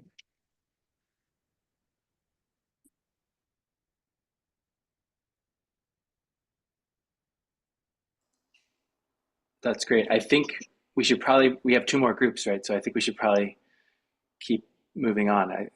This is great. These are so much more developed than I thought they would be. So there's a lot to talk about, but we may not have the chance to in this moment. But let's hear from group 6. Group 6, Anna K, Marissa, you got, we're good? Yeah. Our group is myself, Rebecca, Sarah, K, right? Or Sarah, I don't know what her last initial is, and Ryan, and yeah, and Anna K. So we were a little bit all over the place last week, admittedly, but I think after we heard a lot of the feedback that Connect was giving us, along with from the other groups and just in general, and some specific things that she said to us, what we ultimately came up with. You're showing the flyer first, Sarah. I thought you were gonna show the but we kind of have two ideas. We try to mesh it into one, but I think ultimately we decided that it's two ideas. The first one is basically a virtual art gallery. We heard that they really wanted to be able to have a way to amplify the artists that are in the space and existing there now and may come in the future. And we wanted to do something where they're saying, like, you know, hands off for them in a lot of senses in terms of just lack of capacity. So this is a space that Sarah created that just represents what a virtual art gallery could look like. So just think of some of the images that you're going to see in here that would be replaced with the actual artwork that we've seen in the space and artwork that would come in the future to the space.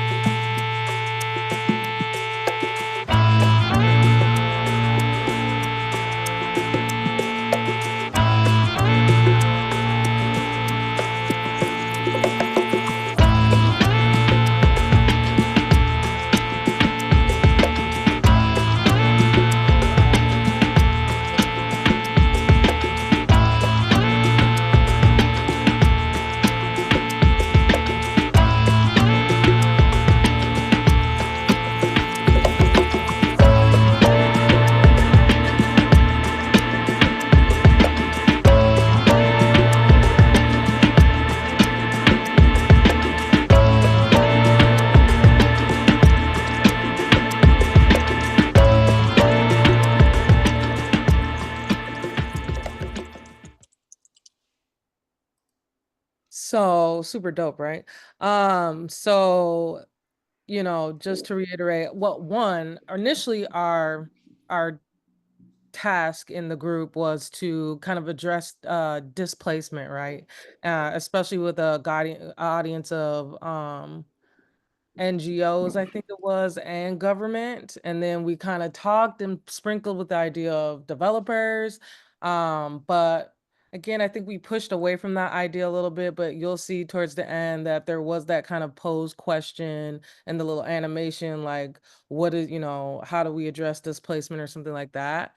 But really, this is, I think we've decided based off of some conversations that we had that if we can just focus on amplifying the artist, people can get up close and personal with their work. There can be highlights about the artist, what they were trying to do or say in their artwork, and just be a space for that. And then it could continue into being something like an opening when they have a new batch of artists that come in, or if they want to do a special show or something off in the future, they already have a platform to start from.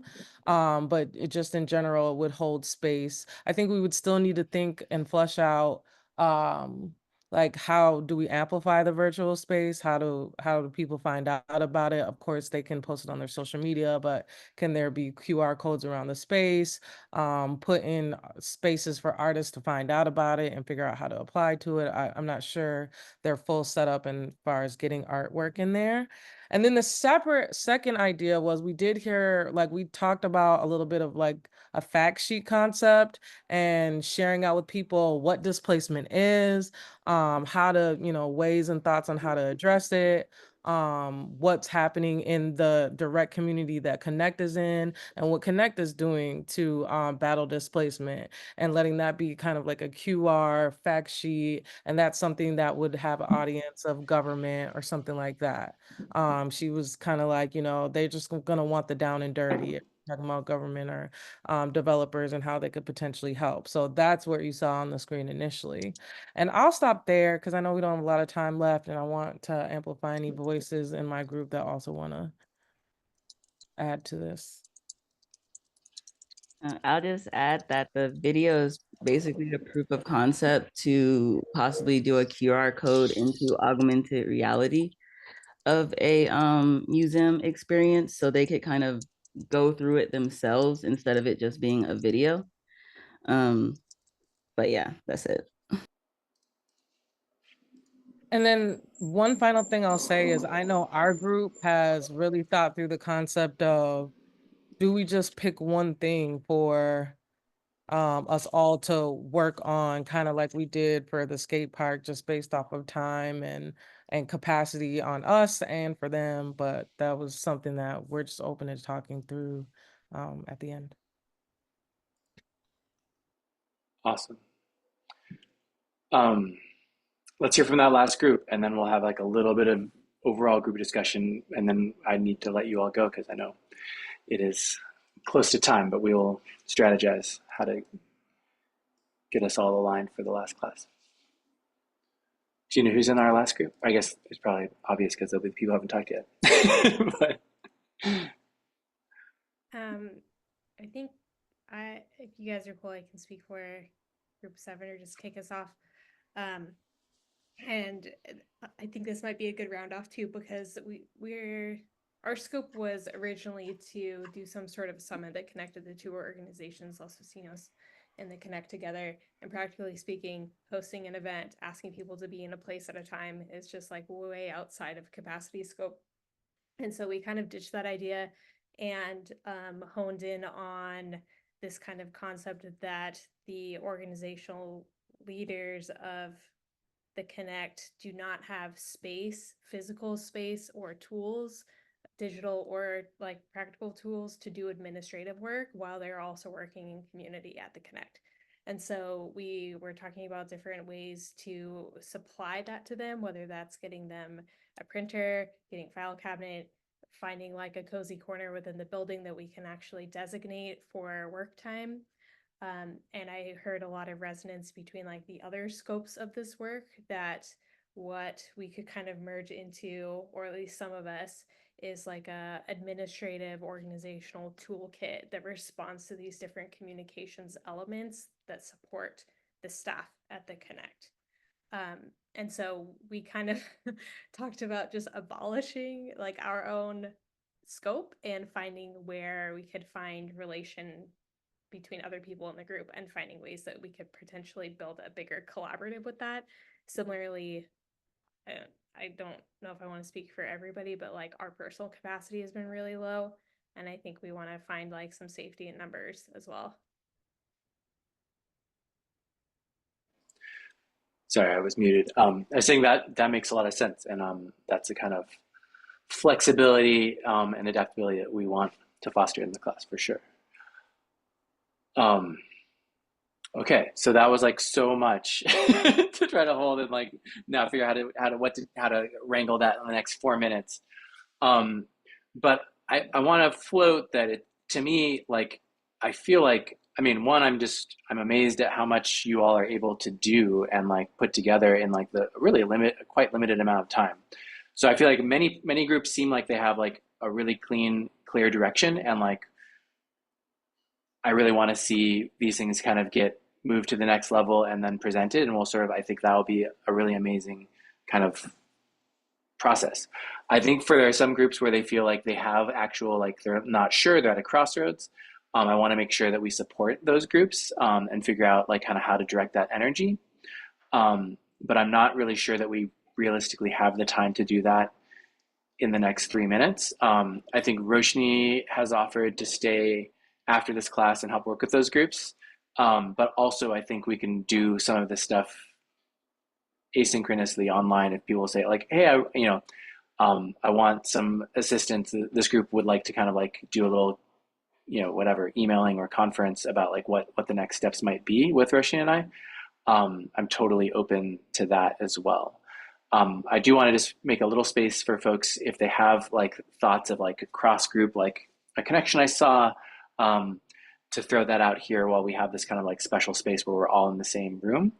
And then we'll sort of take this into the next kind of like into the email space. Did anyone have like a burning kind of like connection that they saw? Yeah, I Anybody did with kind of what we talked about and Nicole's group. I forgot which number that was, but they were talking about kind of similar things we were discussing with equipment and getting kind of like frameworks set up for them. So I could see us easily kind of joining forces with them. I think also the group talking about practical applications for information dissemination and signage could apply to that as well. Awesome. I'm thinking of storage activation of those two, I can't remember what they're called, the two rooms. Would be functionally would help the staff, and then like getting those two rooms operational. Yeah. And there was and that could maybe be combined with, there's a group that was focused on sort of like making those into some kind of like creative, adding a kind of creative dimension to that. It seems like those are projects that it'd be interesting to see how those things kind of can combine both the kind of the functional aspect and like how do you make it kind of tell the story of collaboration, cooperation.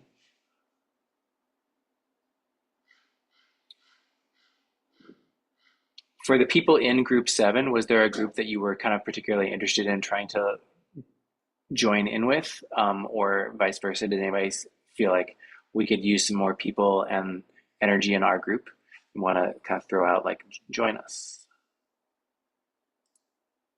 I don't want to speak for my entire group, but I think that Charity and Lauren, just the way that your group presented, and especially just the dream space, but then also being thoughtful about the members of the Connect and pouring into them, whether it's the Amazon wish list or something like that. I think our group had spoken similarly about providing them with kind of basic materials for support, whether that's office supplies, printer, that sort of thing. So I think there's some kind of relationship or relation that could be built upon there.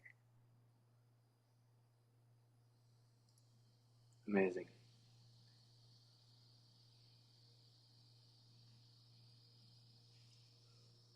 All right. So here's what I think is the next step.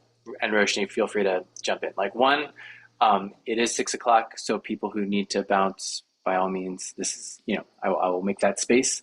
If there's people who want to chat a little bit more and figure out like, how do I combine stuff? Let's stay on. I'm happy to stay on. Roshani's happy to stay on. And then I think beyond that, I think what we'll do is in our kind of follow-up email, we'll sort of make some suggestions of groupings, and then we'll let you guys kind of pursue those over the week. Does that sound right to you, Roshani? Okay, awesome. Thank you all so much for your attention and your care in making this such a kind of productive and interesting space. And I really look forward to seeing you all. Or I guess I won't see you all, but I look forward to seeing you all in 3 weeks, and I look forward to hearing what you all do next week. What you all have been able to do. Like, I truly did not have any expectation that any of these projects would be nearly as evolved as you all brought. So I was kind of shocked, but in a really good way. Thank you all for making this space, and please stay on if you want to kind of chit chat about how to kind of combine and focus. Thank you, Rosten. Yeah.